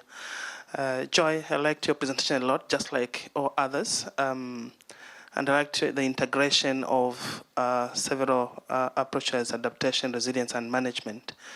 I'm particularly interested in how you work with communities in your effort to better prepare, but also under the management aspect to risk management. How do you work with the communities? If you can even single out one, I would be most grateful. Yeah, thank you a lot for your questions. Actually, public engagement is really a big task for us. Even we can predict the storm, predict the flooding, if the information cannot reach the community, that's useless, right? So we really work hard to engage different sectors, the public, the private, and also the property management services. We take all chance to develop, to promote the concept of flood resilience to the public. We have issue guidance notes on flood resilience to introduce different kinds of flood resilience measures so that the public know how to protect themselves in case of flooding, because flooding the risk can never be zero. We know this very well. And for before every rainy seasons, we get our key stakeholders, such as some utility companies like the MTRs, the gas company, the electricity company, and also some service provider. We sit all together, and then we present to them and what DSD is doing on flood management, and also remind them the importance of protecting themselves. And for the general public, we make a lot of publications in our social medias like Facebook and IG, and also make some TV announcement to remind the public to avoid getting close to the water in case during the adverse weather. That's to build in the concept of awareness to them. And actually, what we are doing a lot already, but definitely I know it's not enough, and we continue to explore how to embed the concept of flood resilience into the general public. Yeah. Soledad? Thank you. Thanks everyone for all your presentations. really giving us an excellent overview of the huge efforts that are here in Hong Kong to tackle these challenges. I just have a question for Ivan in relation to your efforts to bring together different departments across the government. And I wondered, what do you think the biggest challenges are to break those boundaries between the remit of these areas? I think the biggest challenge is the starting point, because when the CCWGI was firstly established in 2016, we already done some effort in climate change adaptation, but we need a huge efforts to start. At that moment, the Drainage Services Department is a pioneer. They have done quite a lot of works in updating manual. And so through that platform, we build up different subgroups. For example, subgroup 1 is focusing on rainfall and sea level rise. Another subgroup is about extreme heat. Another subgroup is about infrastructure resilience. Through this hierarchy, we have different focus area to work on, and based on the experience of different departments, different expertise from DSD, some expertise from the Hong Kong Observatory about climate projections.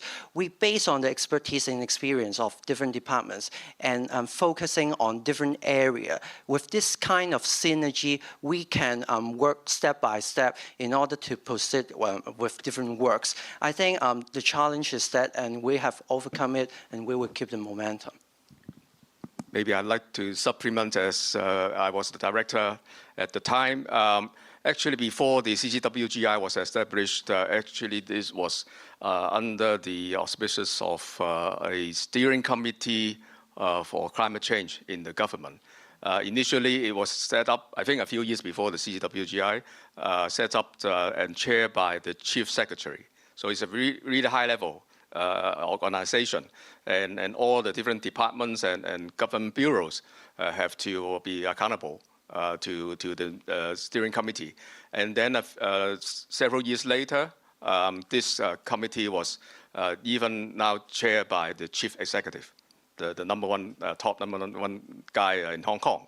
So I believe that this really helps to break down all the boundaries between the different departments and bureaus in combating climate change. Okay, I want to switch the table a little bit. I want to get our people from Hong Kong ask about maybe the scientific part of the urban predict. So anyone want to question? Oh, okay. I actually want to ask Faye and the members this question. I think sometimes we need to hear your work at the UN level. How is it going to benefit the people of the world? Now, we take it that it will benefit people of the world, but I think for non-scientists, whether social or technical, may not fully understand it. So I'd like someone to state this clearly. The reason I think we want to state this very clearly is that it helps to bring together other stakeholders and join in, including government and people in the industrial and financial area. I mean, there's definitely more and more interest across society, across business and community sector. But especially, I hear the message that there's a shortage of money, right, to do this. In a way, I can just imagine some people would say, well, it's very good to have, but we are short of money right now, so we can't do it. So therefore, we need to go to the private sector if the public sector is not able to fund certain things, including at the UN level, right? So how can we explain this to people who would, for example, in Hong Kong, be willing to fund some of the things that you want us to do? Yeah, thank you very much for your question. So this is my perspective.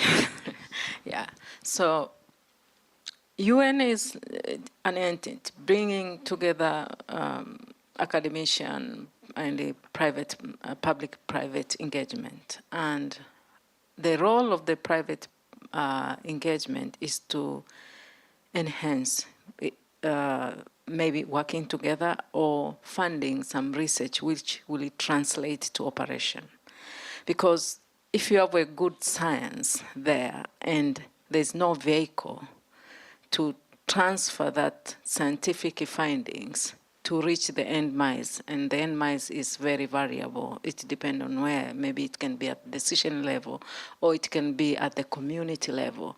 So what we need is to work together to enhance these researchers to be able to do their work. How? Working together, funding them in a different perspective. But taking now the research to operation to ensure that what we have achieved from AI model, that model translates to policy. And I was raising my question because I wanted to ask, like, how the policies, because the issue is how the policy now help these findings from the scientific community to be applicable to the community level. Because we may have very good scientific results, but if the policy does not talk to each other, will not be able, when we have policymakers does not understand what the researchers are saying, it will be like in vain. We won't be able to apply. So I think in UN, recently, for example, for WMO, if we have a company or any organization want to fund some of the project, there are an open way of contributing that way, and the money will be first taken or used to different various activities. So there are so many mechanisms. I can talk to you how it could, Yeah. Very simply, at least in the case of Hong Kong, I think in a way they've kind of told us what is really important. I think your committee is very interesting because it has two perspectives, right? The science and the social. So Ivan sitting there, he's already told us, right, that on the hard engineering side, they have a committee in government and they do guidebooks, right? The guidelines. That's what he needs. So on your hard science, he's going to take that, he's going to take what comes from IPCC, right? And he's going to, what you want is for him to then blend it into his guide work, right? And that really is effective. For what we don't quite have is on the more social side, social and public health. Right, so maybe that's the next. That's the next panel. So I don't want you to go into the coffee. Having the time to actually talk among yourself, have more talk, is also very important. So let's wait until the second panel, which is very important, how to get this down to the social. But thanks very much. Maybe have some coffee break and then come back. And thank you to all our panelists and Professor Lau for this engaging and thought-provoking section. Thanks a lot. So please have the coffee and tea at the lobby area, and please return to this lecture hall at 11:35. Okay. Thank you for being here. Thank you for staying. You already know what we're going to talk about now. We're going to transit from the science part now to the equally important social part. So I know we're running a little late, so I'm just going to invite Professor Ferrari to give her keynote for this particular panel. Thank you very much. And while everyone comes in. Which one is? This one, the top. Thanks, everyone, and thank you for such an exciting and interesting discussion earlier. It was really great to hear all these perspectives. So I will try to start the approach from the social sciences perspective. I represent a really strong community of social scientists at the group, at the Urban Predict project, so I'm not the only one. You will hear from Olga in a little while, but we do have other members of the project who have the knowledge and experience and expertise to bring these questions to the table. So I'm very, very proud to be part of this project in that sense. I think these last few days have demonstrated that we're really trying to integrate very different fields of knowledge. So my work, and I reflect a little bit about my work and then go back to how this is informing the project.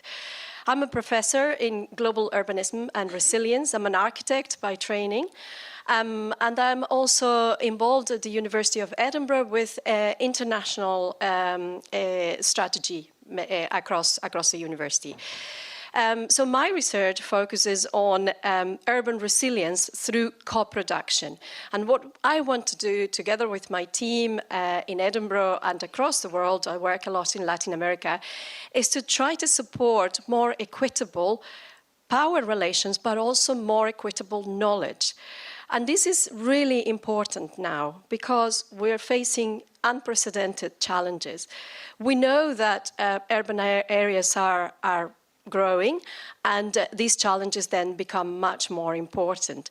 These urbanization is intensifying risks, and hazards are very different, very diverse in cities. We heard some of those earlier, but we need to think how those interconnect to between themselves and to reality in terms of on the ground with the infrastructure, with people. But we're seeing heat, precipitation, flooding. We're seeing deterioration of air quality. And at the same time, we're seeing these cities growing and growing. So even by 2050, 70% of the world population will be living in cities. So there will be more people exposed to these challenges. And there are a variety of cities as well. So we can't just understand urban as only one condition. We need to see the different types of cities that are growing and the range of weaknesses in relation to recovery from these extreme weather events, but also the differences in governance systems. We heard a very, very interesting perspective from Hong Kong, but that's not the same everywhere. So we really need to understand how these governance systems communicate risk, access resources, and how we really need to tackle this in such diverse ways. So we need to, this is really demonstrating how important it is for us to look into effective early warning systems and how do we really help cities to demonstrate ways to tackle the cascading hazards that are facing these very, very specific places. So we need to have a really tailored approach. A tailored approach that looks into different vulnerabilities and understand other issues that connect to climate hazards around inequalities, around social and economic pressures and environmental pressures, which also are diverse in cities. And also within cities, the diversity of exposures to different risks that are increasing with climate change. So we really want to work with governments and with communities to learn about the spectrum of problems and to build preparedness and strengthen recovery, but very much through fostering resilience at the community level and at government level and at NGO level to generate means to adapt and really respond to these challenges. And when we look at weather, we're really interested as well about the relationship between climate change and social inequality and the way that we have communities with diverse levels of vulnerability that sometimes suffer disproportionately from the adverse weather events. And this is something that is very important for COP30 this year in Belém. We have seen the sort of transition of the thinking around COP that comes from looking into the challenges around weather and climate, particularly in the long term, a few years ago, then moving into infrastructure, then thinking about finance, and now moving much more into people. So I think this COP is very much oriented, and the location of COP is really strategic in this sense, very close to a very challenging environment, but also to indigenous communities, to this diversity of population that confront this climate change. challenges. So in our research, we're looking into how all of these two aspects, these two areas of knowledge and expertise and experience come together in the urban territory, as we call it here. So on the one hand is the institutional level, and we heard today examples of amazing things that are happening across government institutions to understand, but also to manage risk and to look into how to recover from risk, which is one of the biggest, I think, areas of focus from government. So how do we look into post-disaster relief and prevention and mitigation and adaptation? But we also learned, working directly in specific places, that communities and citizens are also living in these territories and are developing initiatives that are innovative, that very much connect to the particularities of their local impact of weather, and that may not be included in some of these government plans. And sometimes also the sort of global data and global analysis may pay little attention to human processes, at least in the scientific development of the science, which contributes very much to the knowledge that we need to tackle these challenges, but perhaps it's not so easy to take into consideration behaviors, ways of living, different types of experiences. But we are seeing really innovative strategies and collaboration that is taking place, and sort of co-creative, collaborative approaches that are really demonstrating that working together between communities and institutions, perhaps with the help of academia, scientific knowledge, are really promoting forms of partnership that are very impactful in relation to risk management. And they're more impactful if these initiatives connect better with existing programs, for example, for urban planning. So how we embed these initiatives that may be coming from the ground up into long-term sustainable processes of managing land, both around climate, but also around planning and embedding the thinking of and experiences from communities into longer-term risk management and adaptation processes. So we need to address these challenges with communities and government institutions to really help or contribute to work in partnership from national governments to all the other stakeholders that really have a say and will implement change related to these weather changes. And I think one of the key learning points from the previous session is that we need to understand how this scientific knowledge is really generating decisions across government institutions to implement these changes. So we as scientific community, and I'm talking about social sciences and physical sciences, have a responsibility in measuring how our research, our science knowledge discoveries, in a way, are really influencing decisions on the ground, and therefore these decisions are are allowing people to be safer, to be more involved, to be less exposed to risks. So this research really requires leveraging knowledge that is not traditionally recognized. So we want to bring all this scientific knowledge all the way to the ground to see how we can inform both processes from the ground up and from the sort of global sciences down. So in a city, technical approaches to risk management can benefit from incorporating these knowledges and capacities at the local level. So when we translate these scientific understanding of the challenges in cities to the reality of the building fabric, the ways of living, the infrastructure that we have on the ground, then we're much better at developing strategies that really are transformative.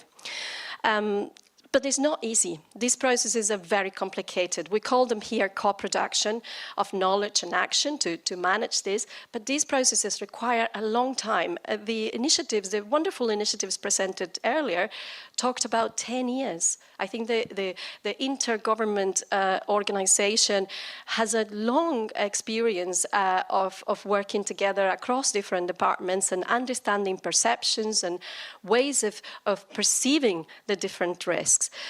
So it's not easy. We really need to understand how every institution is able to tackle these challenges, but how they perceive challenges among these actors and what are the motivations. We also have political institutions or political leadership within these institutions that may change. So the technical departments are essential to get involved in these processes to allow for sustainability.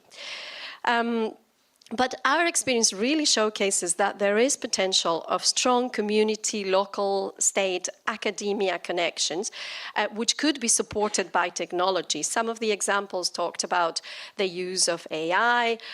We talked about the use of artificial, so robots, I think, were mentioned earlier.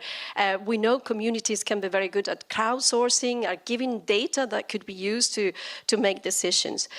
But we do need to consider communities from all levels of an agreed action. So we need to think about involving people at the thinking about what is needed. So from the planning to the execution and management. And communities in a way and institutions need to take ownership based on the information that we have from scientific thinking, but also from the knowledge of communities. We need to ensure that there is local ownership of any actions.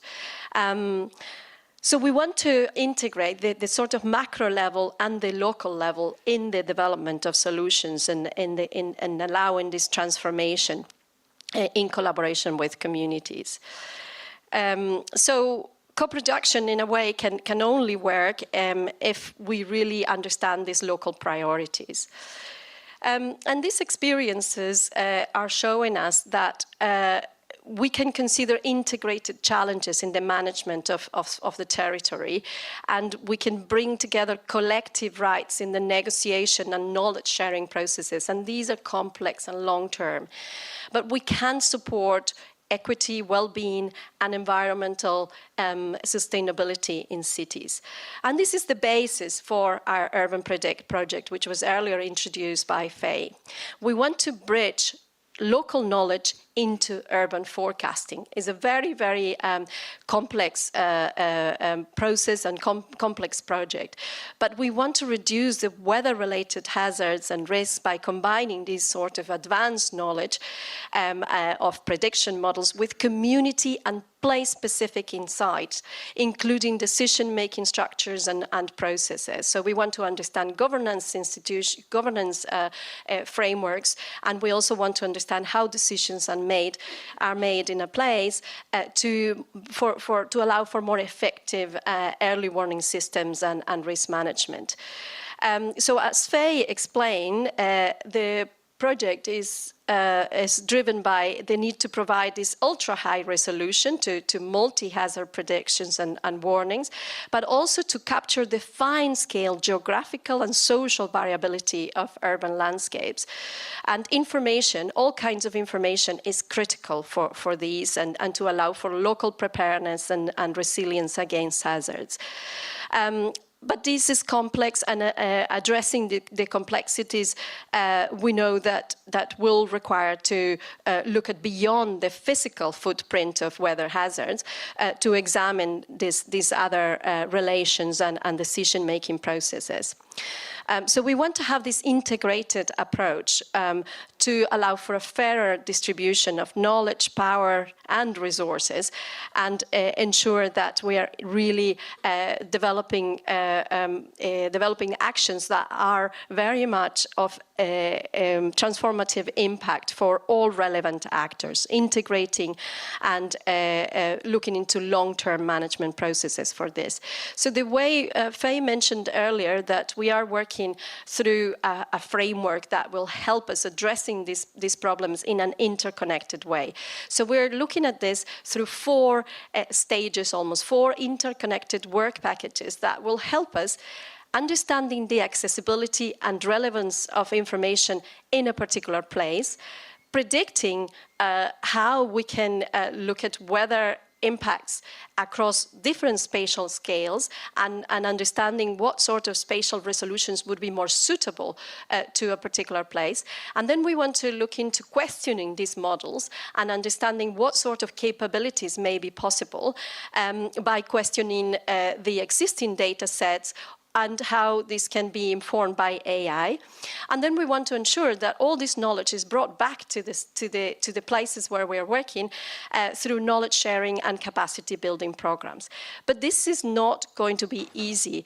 We are beginning to select case study cities because we feel that we need to understand these big problems that were mentioned through the previous session in relation to weather conditions, but also access to data, managing data, analyzing data, but we also want to see what happens to that data when it hits the ground through these 4 interconnected stages. So we are selecting case study cities that are showing as good, for example, good engagement or useful engagement from government institutions, that are also helping us understand data availability, that are also looking at different geographical regions, different types of cities, different types of hazards. But these cities, as we go through the project, and Hong Kong has been mentioned as one potential example that could help us developing a sort of database of international showcase examples of how we're dealing with these interconnected challenges. And we can test ideas in place.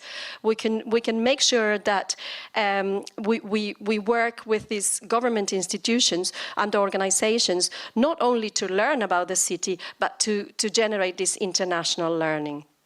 So we hope, and I'll finish now, we hope that we will have improved accuracy of weather hazards. We're also going to enhance risk communication strategies. We're going to strengthen cross-sector partnerships with this co-production approach. We will have more equal access and advanced forecasting systems that will benefit all of the different communities that live in the cities and residents. And we also contribute to science at the global level. So we want to contribute to the global initiatives, not just to the early warning for all, but also to these questions around the scientific information that exists, the growing AI, what are we going to do with new data sets, and how we can learn, as Louis was explaining earlier, how we can transfer knowledge from one place to another. So overall, we really want to influence all of these communities, and it's our responsibility as scientists to ensure that we measure how our research is really benefiting people. And we want to influence the scientific society with these new forms of understanding climate modeling. We want to inform policy in these case study cities that we will be working. We also want to inform, to benefit citizens and empower them with knowledge and capacity and action capacity. And we want to create innovation, because scientists will bring new knowledge to the world. And this is where the WMO is an excellent vehicle for this. I really appreciate your listening to me. I'm sorry if I took a couple of more minutes, but thank you so much.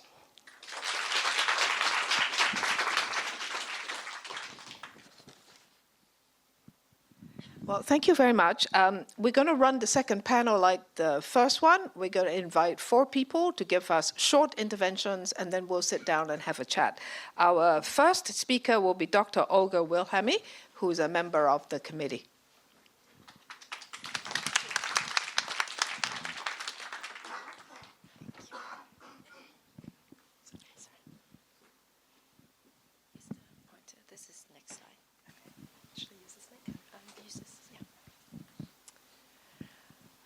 All right, well, thank you so much. First of all, I also would like to express my appreciation for the organizers and for our wonderful hosts. It's been a very busy and productive week here in Hong Kong, and we've been learning a lot, and we hope to continue engaging and learning as we go through this process.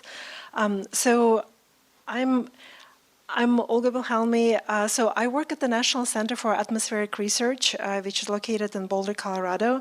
And if you are maybe familiar with NCAR, the scientists in our organizations are studying the Earth system, and they're combining the observational, computational, and modeling capabilities to develop predictions and forecasts, which are needed by a range of stakeholders and for a variety of applications across different space and time scales. We also work with communities and with societal partners. So in our work, especially in my group and in our program, so we use the output from the models, and we also inform how the models should be generated, what kind of data need to be generated to be most useful and actionable. And when we work with communities, we're really trying to understand the weather-related risks and to develop resilient solutions. So when we talk about risk, so typically we think of risk as a function of three things. We think of it as a function of a hazard, and we know that the urban areas in particular are increasingly facing multiple hazards, and some of those hazards are compounding to produce some of the cascading impacts and major impacts. We also look at exposure and vulnerability. And so the risk really depends on this concurrent and near-term trends in the exposure and vulnerability, but also in socioeconomic development and the adaptation that already has happened to date. So if we unpack that a little bit, and that's where, a lot of work that we do is really focusing on how do we really understand this in the context or place-specific situation. What are some main hazards that may be affecting urban areas? We may have a scenario where we have a tropical cyclone that produces storm surge, flooding, and that could be also followed by extreme heat event or some of the toxic releases that may be affecting human health. So we're looking at the variety of these aspects to really understand who is exposed, what assets are exposed, so whether we're looking at the risk of human mortality or illness or economic damages that could affect communities. And we're focusing on sensitivity, predisposition to be harmed, whether it's infrastructure or humans, so communities, and capacity, which is really important in this case, because we want to not only understand adaptive capacity, but also coping and response capacity. Can people take protective actions when they're being warned? What situations are what they have? And so when we produce this actionable risk information, that also helps us to understand how can we better warn people, what kind of risk communication strategies we can develop, how do we construct the messages, and how we help people visualize the risk, especially if they have not had prior experience with some of those major hazards. And then also we study how that information in risk perception, in risk communication, how that affects decision making in terms of preparedness, response, and some of the long-term preparedness actions. So here, we're talking about how do we go from risk to resilience. And I wanted to just emphasize that resilience is a dialogue about the desirable urban future. There are multiple ways to think about resilience, but sort of the old definition of resilience that we just need to bounce back to our regional state no longer works, because our society is changing, the world is changing, and we have so many vulnerable populations that we don't want to go back to the state where they were. We want to evolve, we want to transform, and it's really a dialogue. How do we envision our cities? How do we want to live in the next 50 years, 100 years? And to build resilience, we need a lot of things. So we need to have the knowledge, and here we're talking about how do we bring science, physical science, social science, science that, knowledge that represents different knowledge systems in integrated in a way that helps us to understand and visualize this future resilience. Capacity is really important, especially the capacity to take transformative actions. We heard about technology and how wonderful technology can be to mitigate and manage risk.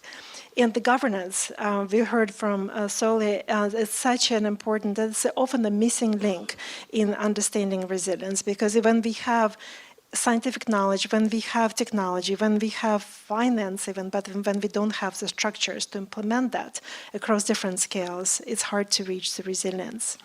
And to get there, sometimes we need a catalyzing condition. Maybe it's an event, extreme event, or maybe it's an opportunity for innovation, opportunity to really engage between the scientific community and societal community. And also it's an integrative and it's an iterative process. And I have a diagram here. It's a process that we have tried to engage in our organization to combine perspectives from physical, social scientists, stakeholders, and jointly frame the problem, understand what is the issue of concern that we are trying to tackle. And again, that is place-specific, city-specific. And then go through the process of co-design, co-production, and also co-implementation by generating knowledge, data, services, and finally policies and mutual learning that can get us to a more resilient state. So the good news that we have a lot of scientific advancements over the past 10 years that helps us integrate information from the Earth system science with community engaged research, and that helps to enable risk communication and management. Here's some examples from my work where we've done looking at developing frameworks that could integrate, for example, knowledge about extreme heat and air quality, but it also brings perspectives from environmental epidemiology, from building science, from atmospheric science, because we're really interested to know what is the risk of heat exposure, not only outdoors but indoors. So we really need to bring all these diverse perspectives to think about how do we design risk. We also have numerous now great analytical methods using geospatial technology and so on to build maps like this. So here's in the middle, there's a map of heat-related mortality for the population 65 years old and older, and especially their exposure to indoor conditions. Again, not everybody has capacity to cool themselves, and so we're looking into how do we bring this information to build risk maps. And finally, in the context of a storm surge, we heard a lot about storm surge. Some of the work that we're doing is focusing on how do we communicate risks in a way that is relatable, people can understand the forecast and also understand their own risk. So here we're looking at the information that people may be familiar with in their own neighborhoods, and that can help them understand what the risk of flooding could look like. And so, but there are many scientific and societal challenges remain. I think we heard about many of them earlier today, but I think one thing I want to emphasize that when we look at the urban system, we have very dynamic natural and human system.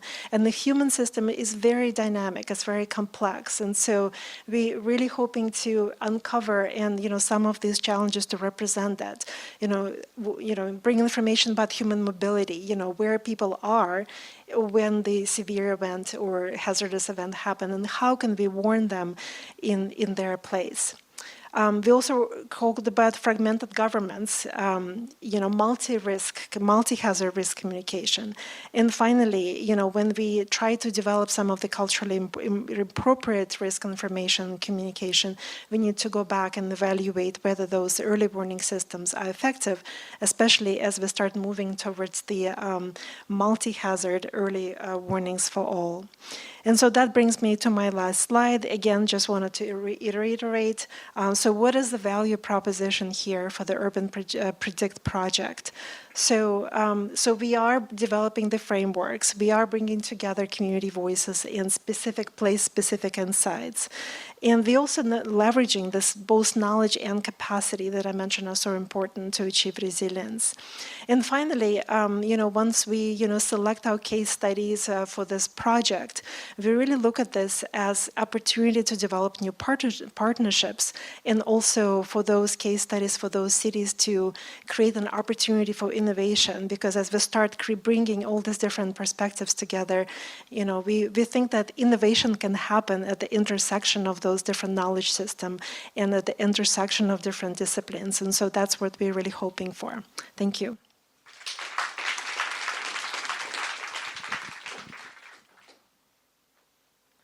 Thank you very much. Our second speaker is Eva Yeung from Hong Kong Red Cross. Thank you, Christine.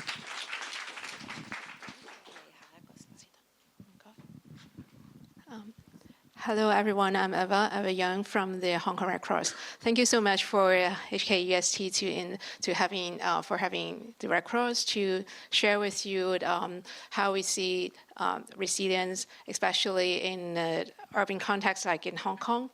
And I'm working for the Hong Kong Red Cross as Senior Manager in Community Resilience. I also have another role for the International Federation of Red Cross and Red Crescent Societies of Asia Pacific Community Resilience Community of Practice. It's a rather long name. So I'm serving as a chairperson in that network, and also at the same time with the International Disaster Risk Reduction Working Group Steering Committee. So why I'm naming these groups is that we are also striving for opportunities and platforms to share and also steer more exchange between, like in the Asia Pacific and also at the global platform as well.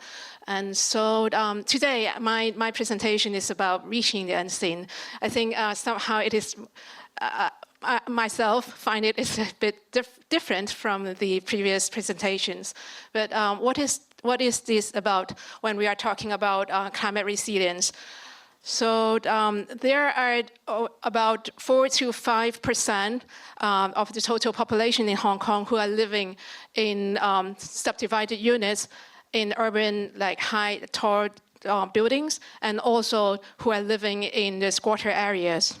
And today I'm taking the opportunity to share with you who are living in the subdivided units inside these squatter areas.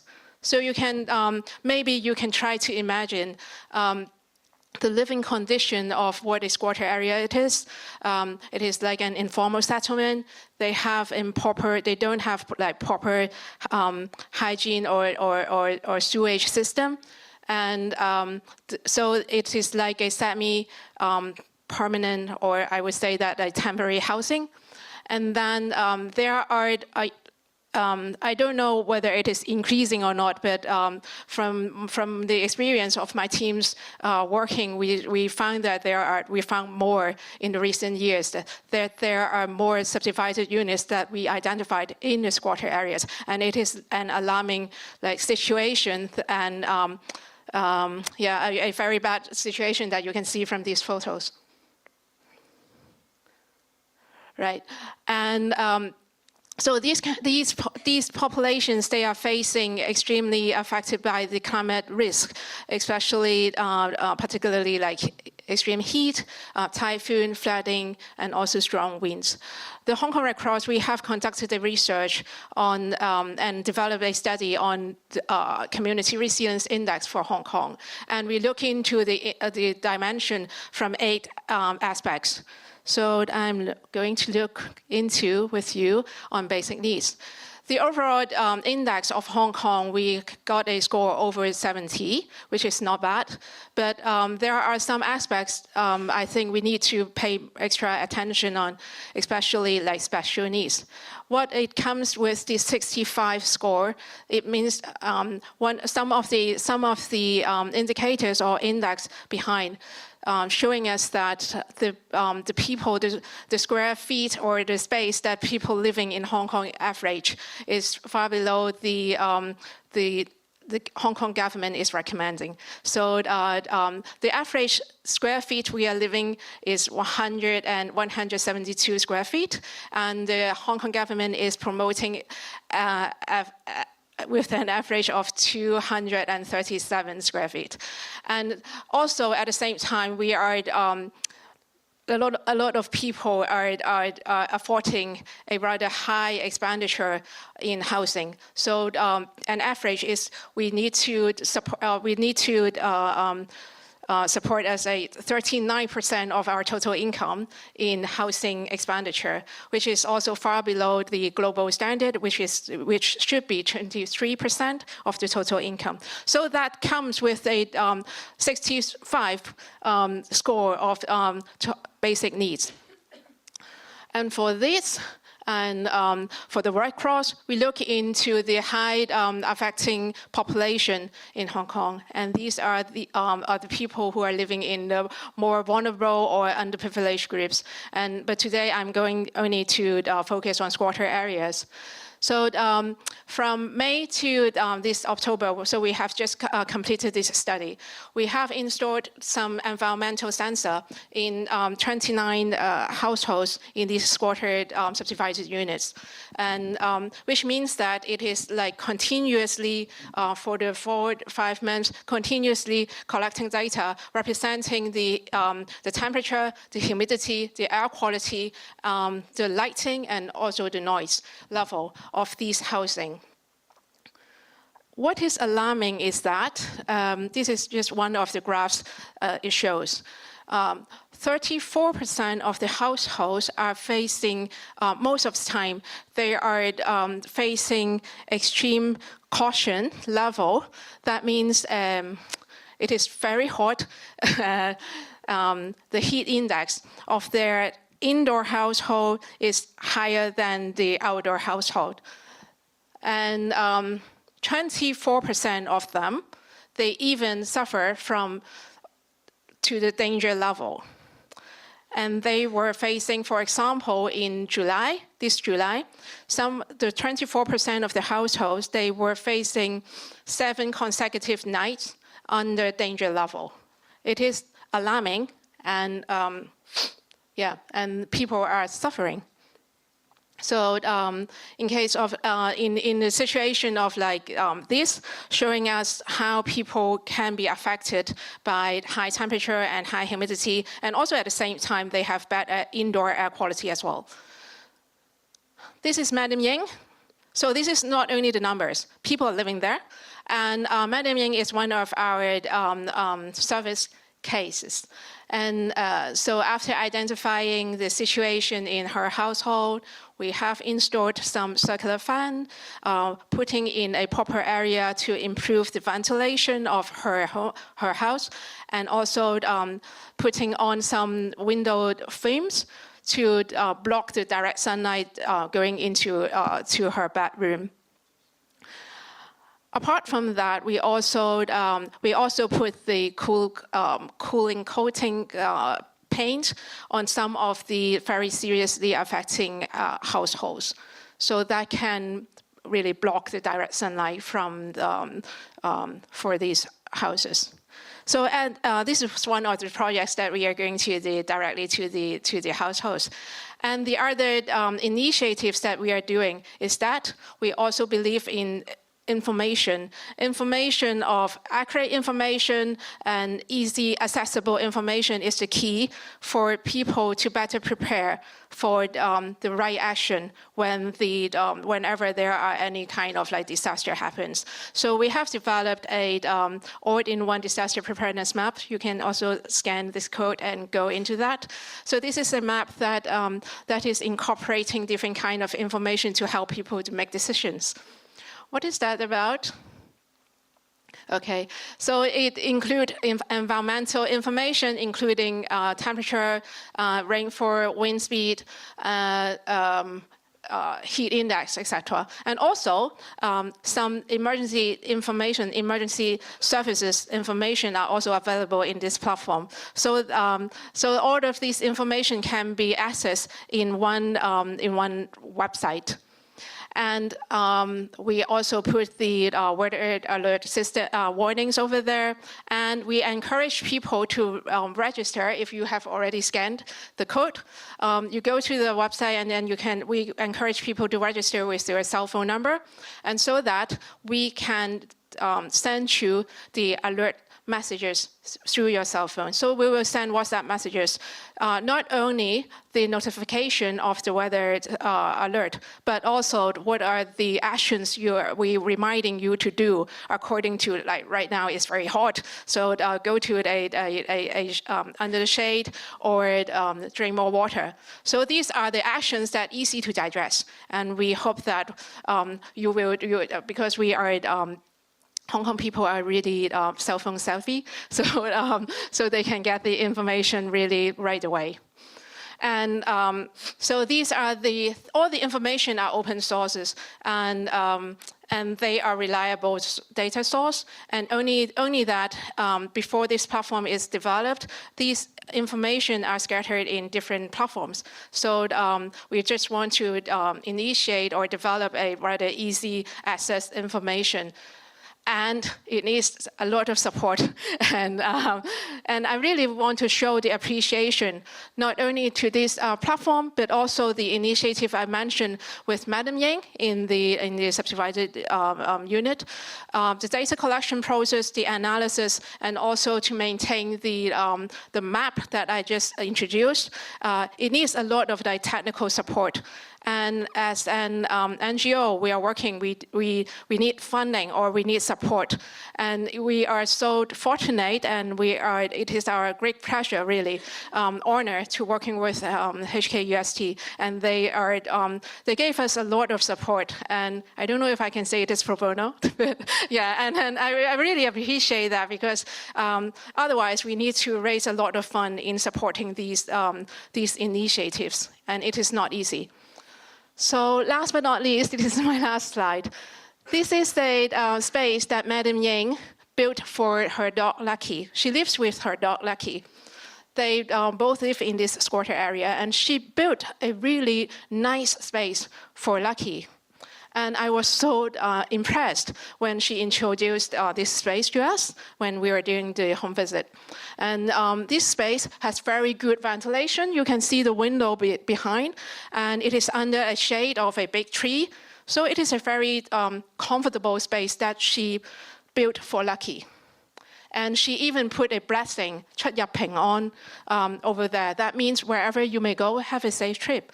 And I think this is also a wish that as a Red Cross, we want to use better information, allow better access of right information, encourage more collaborations, and also a lot of partnership in building a more resilient community. Thank you.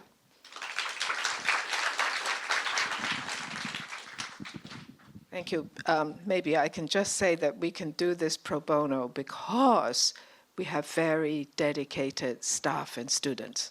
So it's really, really important to work with the younger generation. So this kind of work can continue. Our next speaker is Simon Ng from the BEC, Business Environment Council. Thank you.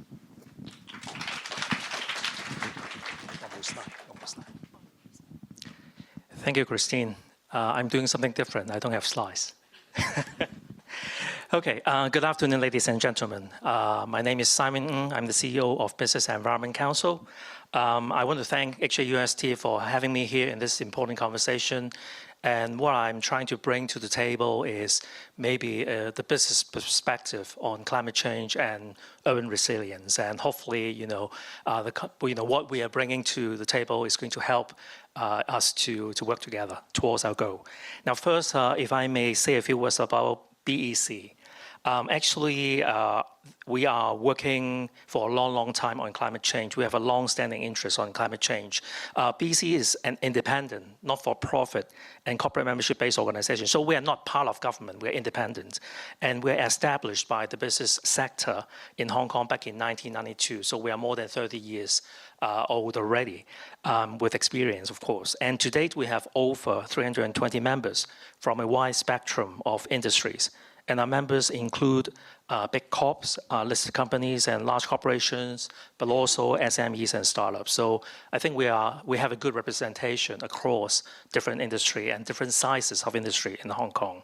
Since our establishment, BEC has been at the forefront of promoting environmental excellence by advocating the uptake of clean technologies and practices which reduce waste, conserve resources, prevent pollution, and improve corporate governance and social responsibility.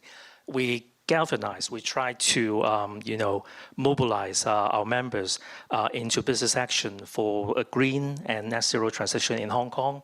And we connect the business sector with the government.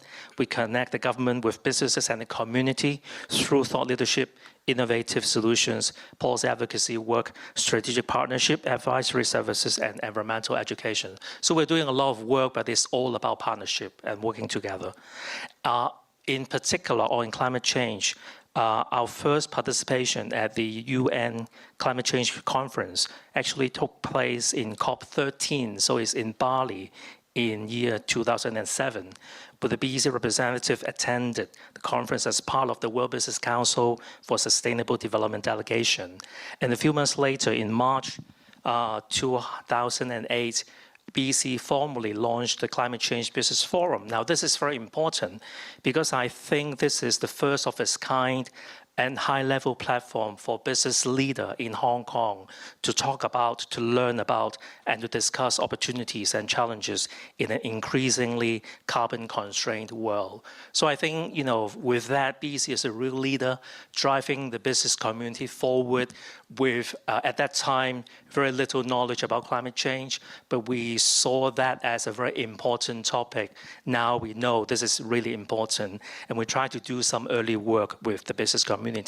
And I'm proud to tell you that the Climate Change Business Forum still exists, is still going strong as part of BC as an advisory group. And indeed, climate change is one of BC's focus areas since 2008, and we are the leading force in Hong Kong that drives and support corporate climate action. Now, if I may now switch the focus from BEC to the wider business community and how climate change is impacting the private sector and how business leadership can turn climate risk into new opportunities for business and also for society. Global warming and extreme weather will bring risks to business. I think we all know that very well. Especially recently, I think we witnessed a lot of challenges in Hong Kong. Climate risks range from physical threats to assets and to people, and the compromised supply chain to compliance and legal and reputational risks, and also transition risks. The financial implication is huge to business. For example, Super Typhoon Mangkhut, we mentioned a few times already in this event, caused 4.6 billion Hong Kong dollar of economic losses in 2018. Climate change brings about implications that businesses cannot afford to ignore. Businesses must proactively address climate change to ensure long-term business resilience and sustainability. Now, I try to just also say something about the pandemic because, in my humble opinion, I think the unprecedented disruption to the markets and also to the supply chains caused by the pandemic have actually brought forward and amplified corporate awareness about the challenges we are facing in business operations due to the unexpected and extreme incidents, including climate incidents. With growing evidence of global warming and also biodiversity loss and resource depletion, forward-thinking companies are already making their move. They are looking to stay relevant and stay ahead in an uncompromising business environment, coupled with changing consumer behaviors, rising investors' expectation, and new and more stringent ESG reporting standards and requirements. Business leaders are studying the megatrends that would impact them and trying to de-risk, evolve, and transform for long-term business sustainability that creates value, not just for their shareholders, but also to their stakeholders and society at large. And I think this is very important. This is a mindset change. This is a fundamental change and shift and radical action that will lead to transformative changes in the way we conduct business, how we perceive and optimize business influence, how business connects with people and nature, and how business success is being measured not only by the dollar sign, but also by other contributions to the community. As the world is changing, the planet is warming, business leadership is also responding to the challenges. Now, I cannot emphasize enough that the private sector is an important part of society. It contributes significantly to the city in terms of economic growth, urban development, job creation, and also social stability. It also carries a major influence on public policy making.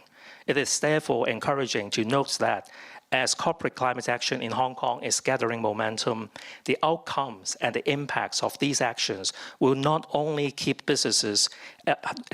will not only help businesses in terms of minimizing and mitigating climate risk on their assets and operation, and reducing costs and creating new business opportunities, but also adding benefits to society, such as enhancing urban and community resilience, fostering new partnership with civil society, and building capacity for the general population, empowering people, especially for our future generation, on issues related to climate change, resource depletion, and biodiversity loss. And to wrap up my sharing, I want to make a comment on the current business sentiment and their readiness to act. Despite backlashes elsewhere in the world against climate action, and there are big players and big guns in some sectors backing away from their net zero commitment. Actually, the Hong Kong government reiterates on various occasions its commitment to become a leader in green finance and green tech to advancing regional and global collaboration in the fight against climate change. The Environment and Ecology Bureau is now updating the Hong Kong Climate Action Plan for 2050. With these strong signals from the government, the private sector is confident and ready to step up the effort by raising their ambition and turning their decarbonization targets into action with real impact.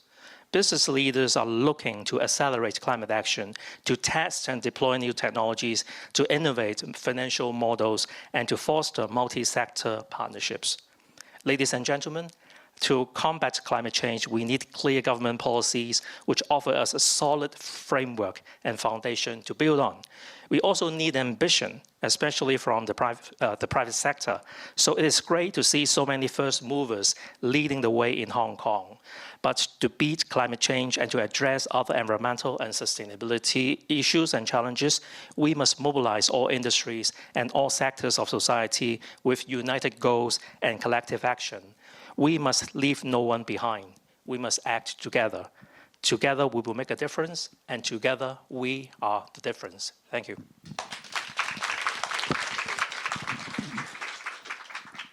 Thank you, Simon. For the visitors here, we're very lucky in Hong Kong to actually have a dedicated private sector business group that fights for the environment, and they've been around for 30 years, which is quite amazing. Our last speaker today is Clement Howe, and he is with the Hong Kong Federation of Insurers, as well as a very senior member of the insurance industry.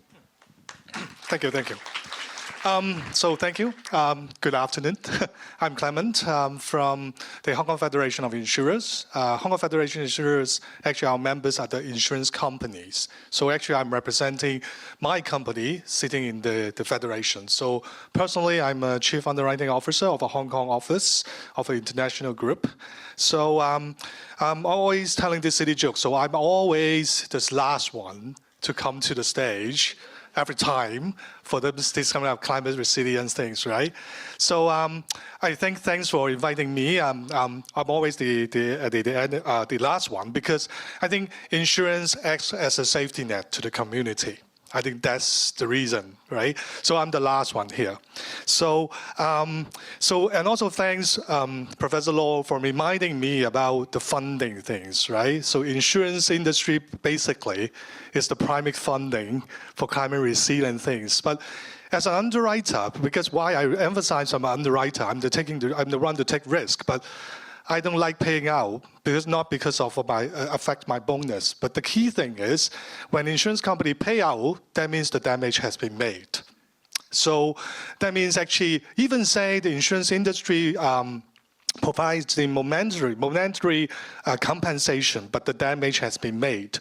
So that's why I think for this context, putting back here, I think it's a perfect thing because we are talking about more predictability. We talk about warnings. So that's the key point. Okay. So I'm not going through every slide because I think I see the time. So just move on to that thing. So I'm just trying to say from the federations, we focus on the green insurance things, talking about climate change. Actually, we also focus about the capability building as well as awareness.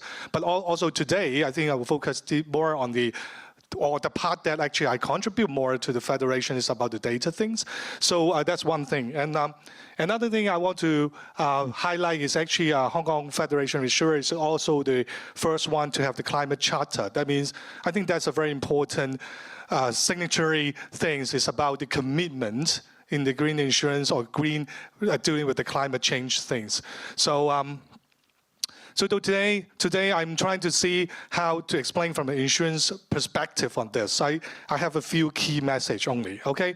So the first one is, insurance is a risk transfer mechanism. I'm saved up a safety net. I think luckily in Hong Kong, when we talk about the resilient things, the good thing is the insurance, there's no shortage about the insurance supply. So that means actually people, business, small business, they can buy out insurance in Hong Kong for that kind of natural catastrophe covers. So we got the property, we got the fire insurance, as well as we got the motor insurance things. Why actually I emphasize this? Because actually when if we are not taking seriously on that climate change, it's not talking about now people like to talk to me whether, well, I do something, then can you give me a 10% discount? But I think from a longer run thing, it's not talk about just discount. It's talk about insurability. Joy just now mentioned about I think decades ago, a few decades before. So the western part of the Hong Kong Islands actually is a flood zone. So basically those dry seafood shop cannot buy the insurance cover. So, or actually I would say it's not cost effective to buy insurance because of the cost is too high. Until the reservoirs has been built. The underground reservoirs, the storage, the reservoirs built in decades ago. I can't recall how long it is, but on the western side. So I think that's what I'm saying. And also in other places of the world, for other catastrophe things, actually it's not easy to take out the insurance as well. I think, I'm not sorry to say, but like US wildfire, not actually everyone will get it. In UK, might be the flood areas actually might not be easy to take out that thing or not cost effective enough, okay? So I think that's what I'm trying to say. So now in the short term things, when we look at the climate change, I think good thing is luckily Hong Kong has this supply, okay? So that's why the resilient things but just now I'm saying it's more predictable things. So I think one of the challenges that we have is as a federations, we also do these kind of things for many years. Actually, we collect the loss amount from the industry, from the voluntary basis, from the insurance company about each event. So we keep it up. But one of the things is actually in the past we work silo. So basically, and also this is a commercial world. So actually in the past, actually we collect the information. It's more like a summary numbers. Okay, so and also actually we represent about 70% to 80%, 70%, around 70% of our market share. So actually we collect this kind of data all the time, and that's a very good part of that because I remember that actually Hong Kong O in the past, thank you. So also asked us for co-author because actually this data compact with that Professor Chen mentioned about the impact analysis piece. So I think that's the limitation. So basically, we will see the challenge because actually, one of the problem is actually in the past we just collect the summary data, and especially now. I think for insurance company, for reinsurance company, actually we're doing that kind of catastrophe model for long. But actually, in the past, Hong Kong is just represented by 3 blocks. Because it's just a very tiny spot there. But now the science come up, the resolutions things come up. So, but actually at the same time, it's actually how we improve ourselves to fit into that kind of science model, the physical science piece. So that's one of the challenges. And it is not easy to get all because actually we have a different standard in a different company, we keep our own data. So how this big data world comes and actually how we collaborate together, that's another challenges. So what if say, I just put, so I'm not a scientist, if I just put this summary data with the rainfall numbers, so what we expect, we can see. So the answer is, we can't see anything, Okay, so this is not just a direct causation. So just now, other speaker also mentioned about it's a complex things, right? Particularly, actually, we talk about it. There's two things happen. It's like how we find the correlation between the laws, the spikes, with the real climate data. And climate data, we talk about a huge bunch of points, right? So, and also another thing I mentioned just now is about the high resolution things. So I think, sorry, I didn't particularly ask you for the logo. That's why I didn't put UST logo here, but that's the thing that we're trying to do now. We're looking at it. So I think the industry loss data become a missing, or one of the missing parts for this puzzle, right? So when we put in there, then actually you can see that. So when the loss data combined with the climate model, basically I think we can possibly run the correlation about the weather threshold versus the claim spike or loss pattern. And particularly, I think that's also circle back to the point, like it's a complex matter. And also down there is also some kind of human factors there as well. Particularly, it's not just like just now I mentioned, this is not direct proportionate, or otherwise we don't need to sit here, right? It's a complex matters. So I'll just give you a very, very good example about resilience. Is as an underwriter, we will observe what kind of claims come in. I just share at a high level. In the past back rainstorm, we still receive some claims about the car being flooded. I can tell you, for this time, the Ragazza, I haven't received one. Okay, just for me. Okay, like don't crow it. Okay, but just for my own. I just share this kind of simple things. You can see the resilient things. So, that ties to Joy's presentation about the drainage thing. So they spot the things. So. It's a little bit too early to say, but that will be also a proof point in the future to see how to like this. So I think put it this way. Yeah, I saw that. Sorry for the time. So I think the correlation things will put it into practice, into business. Exactly talking about from physical science to social science and how we make the value. So you can see how we achieve that objective. The more predictive things is strengthen the climate risk assessment, and also in the future that would be a possibility to build more climate resilience related product. So and also the public awareness. So thank you for the time. Sorry. Yep. May I ask every person who's spoken on panel 2 to come and sit down? Please. So again, you are supposed to be going to lunch now, so we are standing between you and lunch. So instead of me asking them questions, why don't we do what Professor Lau did? We'll just open it up for quick questions. Any dying questions that you may have for members of the panel?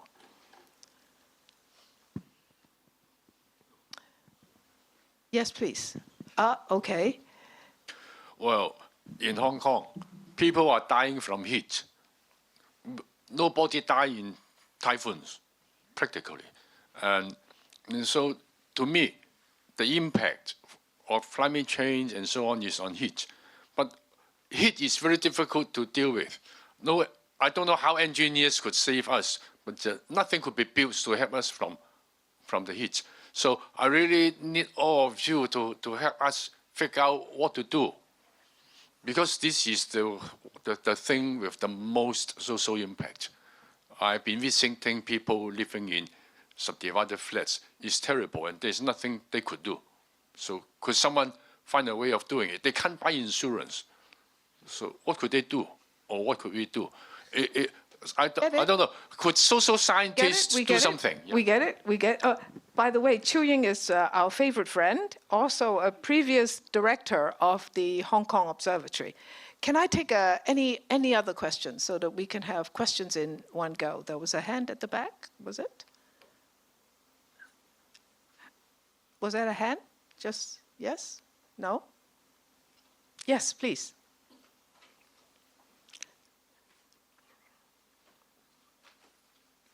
Thank you. So you spoke about the relationship between climate change and insurance.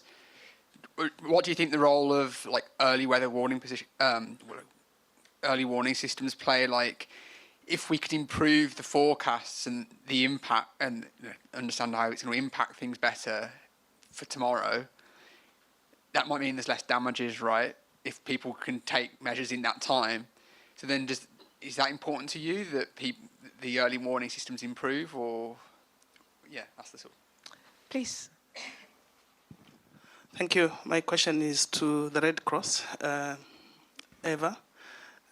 Building on what Joy spoke in terms of community engagement, I would love to know how, when we engage the communities, the pictures you showed us, how you do with the question of offering options for people to respond to your message. Because in my community and in the work that I do in different parts of Africa, the question I face is, if people know,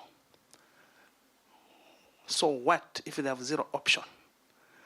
So with regards to HIT and working with the possibly reflecting on the city government, Joy's work, how do you do with the question of options for communities like that? Yes. Thank you. I have one question for the Red Cross as well. Once people are hit, how easy is for you to help people in the aftermath of the event? Oh, so many questions. Wonderful. So you remember which questions you want to answer, please, huh? Yes. I have a question to Professor Ferrari. I understand resilience is important, but there are limited resources. So what are the guidelines that you provide to government, especially? And you have different types of community that you need to deal with. Business community, general public, vulnerable group that Red Cross is dealing with. How do you suggest that pecking order and what to focus as an urgent matter? Yeah. Manchu is from the financial sector. Please. Hi, I'm Masari Arime from HKST. I have a question about the project. I think in the first session we talked about all the physical prediction, all the data coming from all the devices and satellite. And then also now we are dealing with social aspects, which means that you have to deal with socio-economic data, population data, health data. So how do you try to integrate this physical data, socio-economic data, and then what kind of institutions are important in integrating all this kind of data? Any other questions? Now, if not, then perhaps, Clement, we can start with you. So you're not the last one. As you say, you're always the last one. So please feel free to answer the questions that you feel you'd like to. Okay, stop me if I'm too long. I mentioned talking too much. So I'll try to address Louis' question as also former director's question. So I think first thing is back to the correlations. Why actually is so important? Because actually, when we mentioned it just now, you mentioned about the predictabilities, right? So for sure, in the short term, that thing will help because I think. So after the study, definitely we will try to see whether actually this proved there's other more proof point to see how predictive things or how pre-preparation is doing right. Just now I mentioned about the Typhoon Ragaza. So government drive that pre-preparation much longer than before. That might be a proof case about the things. So I think that's two pieces. I think just now I mentioned two main points. One is the long-term thing about climate change is about insurability, whether the insurance is affordable or even that's cost effective to buy that. But good thing is Hong Kong, we have a pretty good situation now. We still have supply, so it is might not be that short-term thing. Second thing is, as long as we have, if these things become more predictable, then actually we can plan our resources. Well, so what kind of case we want to solve, right?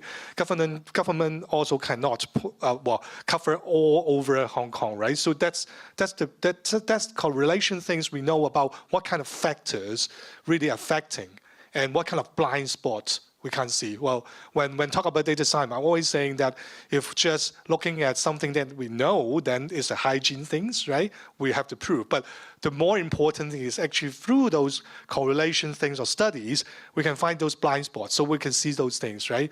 Especially when we talk about correlation, actually in the future, we will see we want to get as many data point as possible, right? We got the sensors, as the sensors, the IoT things come to the model, then can it be more predictable, that things? That would help. And I'll try to answer you because I think I'm not the first time to answer you again. Huh?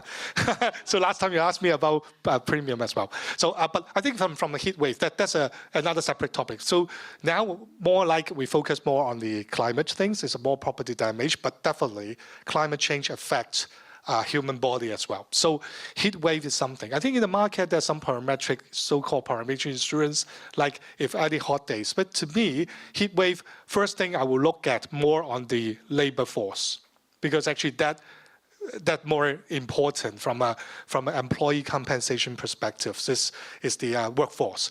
So I think now also government also have that thing about, so hot days, actually they have some protocol about the working hours on the construction side, on those things. So I think that's the first step. So in later on, anything that will put it there, I don't think, again, as a insurers, I won't say all the time say you can't buy insurance. So, but actually how we manage the risk, how we manage the price become more affordable based on this kind of climate insights from science, physical science to social science to that. I think that would be something that I think we have to work together. Yeah. Simon. Thank you, Christine. I just want to follow up on the question from Ingo on heat wave. Now, if we consider heat wave as a challenge for residents, then of course we should start thinking about building design. And also, we don't want to keep people always in their own flat. So can we provide more open space and green space and better space in the neighborhood area so that we build a much better community to get people outside? So I think that's possibly two things that we can do. If I may, I tried to answer the questions that relating to my aspect. So I think for the role of Red Cross, we are trying to identify the people in need, so that there is no people leaving behind. And by doing so, we need to always be curious and be sensitive to the social needs. Of course, there are different information available around our society, so we can spot these information. But at the same time, we grab every opportunity when we can talk to different groups of people, so that we can better understand the needs of people living in subdivided units, people of the elderly, or people who cannot see, people who cannot hear, so that they may have different needs, and in terms of when they are facing heat or typhoon and different things, and do they have any other options? And I think that is also the role of Red Cross. We can't do everything, of course, and that is why I think the important role for us is that we spot them out. We tell the public there are these kind of people and what you can do. We invite people to collaborate with us, and we also invite people to do their own responsibility. And so I think that is the importance or the identity of the Red Cross. And we are also taking the advantage of the community trust that we have. People, they trust us, and so that they're willing to talk to us, and so that we can better understand the situation. And at the same time, partners, they also trust us, so we have better partnership and create more solutions. In a nutshell. Thank you. Please. So yeah, maybe I'll just touch upon heat a little bit more, and then talk briefly about data integration as well. So I think it's a very important question that you're raising, and from our perspective as researchers, I think the one of the important things is to partner with organizations like Red Cross, because understanding the local context and really understanding what are the nuanced issues that we're trying to address, that would help understand what kind of data we need, what kind of information, what kind of research we can do to help to understand the risk of heat-related morbidity and mortality. There's, and from the work that we've done, we really look at the range of capacities, and also thinking about what solutions can be done at the individual level, at the household level, and then at community level, and finally at the city level. And thinking about kind of the whole portfolio of solutions, that's where, we can think about whether that's, and when household capacity, for example, is not there, what resources can be done in a community, like, for example, a cooling center or water or other types of resources and be made available. And then going back to data question, and again, thinking about what is the problem that we're trying to address, that's where we would be really helpful to have data on socioeconomic characteristics, on the housing characteristics, on access to resources, what kind of resources is available, are available for the population that's most affected, and bringing that information together with information about heat, about air quality, about other environmental factors, that we can start looking at a combination of exposure, vulnerability, capacity, so we can better understand the risk. So using geospatial data, of course, really helpful, because when we're focusing on a place, that's when we can really uncover a lot of information that could be actionable in terms of designing public health interventions or some of the infrastructure-related activities. Thank you. I think there's little to add. There's a lot of information already answered. I think in terms of prioritizing, this local data is really important, because we need to create synergies or build with existing synergies. So if the government is looking into a renaturalization plan, for example, how can we build adaptation strategies within that renaturalization plan, which will tackle issues around heat? So I think the kind of sharing of knowledges and sharing data to really embed these within the decision-making structures that we already have, and the plans and the intentions for the city that we already have, is really important. Also working at these different scales, as Olga just mentioned, so thinking about the household, but also thinking about the small community, the group of houses, and then looking into the neighborhood and looking into the city, could also help us identify interventions that are responsibility from a particular part of government institutions or community organizations. So the community will be responsible for their household, perhaps, with some help and with some partnership. Maybe the city is responsible for the large city infrastructure. And then when we link all those responsibilities and interactions, we create these more resilient spaces that we want to create. So it's a complex question, and it requires a lot of conversation. In relation to funding, really linking to existing intentions, objectives of government institutions is fundamental. So understanding where the priorities are at the government level, and where the highest level of challenges and complexities are in the impact of climate in the city is really important. And going into the integration, I think we do have to contribute or make contributions with this research to the particular places where we're going to be working, and there's where we bring all the scales down into the local places. But we also will make contributions to science in general, to thinking, to the United Nations and the government's appreciation of how data is really helping them embed these processes into their governments. So the way that we will influence this is in the case studies, is through bringing down these cities into key examples. We will not be able to do that if we just look at the global level. Well, let me see if I can just do a very quick summary of some of the important points that we have learned today. Data and science is obvious. Nobody's going to deny that's not important, right? And I think universities and special institutions like ANCA and think tanks and so on are very important, because we have the capability to handle large amounts of data and help to make sense of them in some ways. Accessing the data is important, right? And then I think from the social science, you reminded us of a word that we seldom use outside, I think, social science, intersectionality. But it is a reminder of how we can put complex and diverse things together to understand what we can learn from them. So we want to take the scientific data, I think this is what you're saying, and who can it help? And maybe I can use the example in Hong Kong of how we are working with the insurance sector as an example.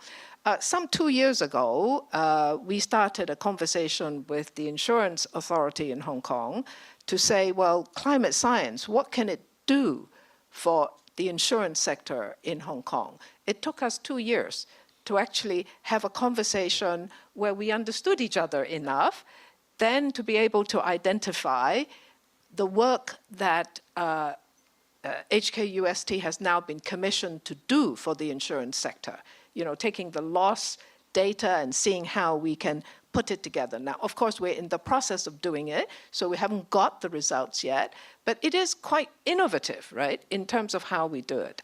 So insight, right, using kind of capabilities that we have to do things that is innovative, that will help the industry.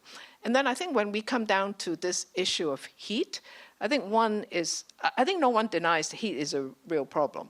But what we haven't quite got yet, because policymakers, when they need to make a big move, they want it to be sufficiently evidence-based. And taking the data that is actually lying somewhere between science, hospitalization, deaths, and mortality. That intersection has not been properly done.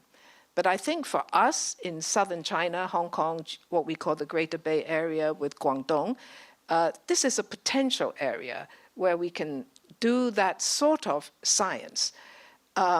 With that, and perhaps with careful guidance on how to understand that data, I think that will move policymakers. And that kind of work can also be lifted up at the international level so that people can see the costs, the benefits, and what you can do.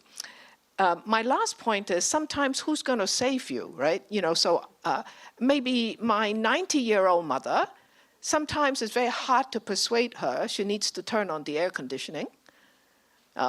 She just says, well, I've been hot a long time, it's fine. I'm 90 years old. Well, she might die after day 3. This is what we've learned from doctors. So I think it's probably up to a family member, up to maybe the neighbor to save each other.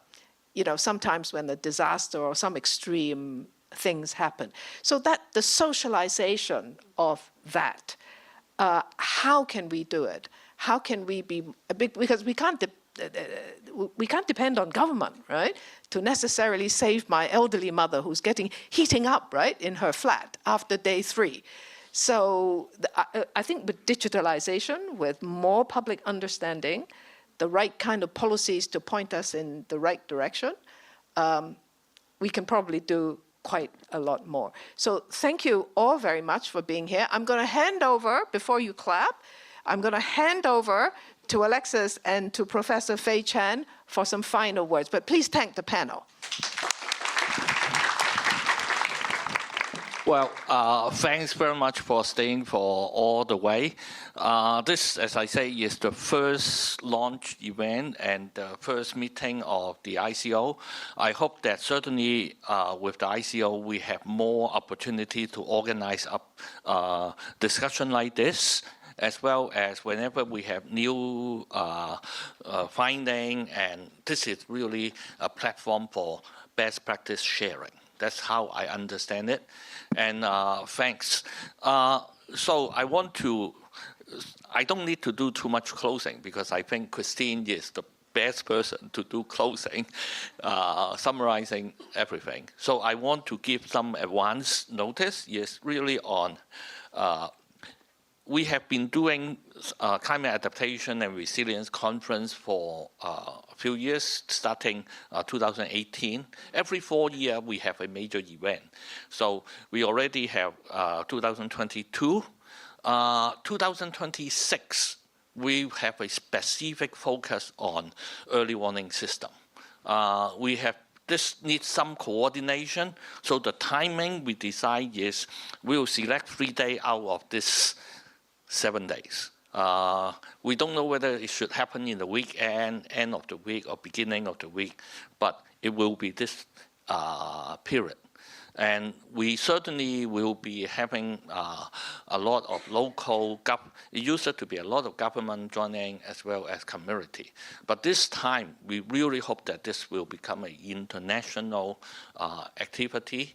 And I promise there will be one special session on heat. I totally agree with CY that heat is one of the most dangerous and impactful thing.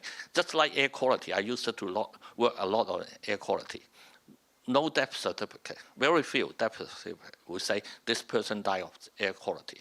But everyone knows everyone working on that knows that is actually the leading environmental cause of death.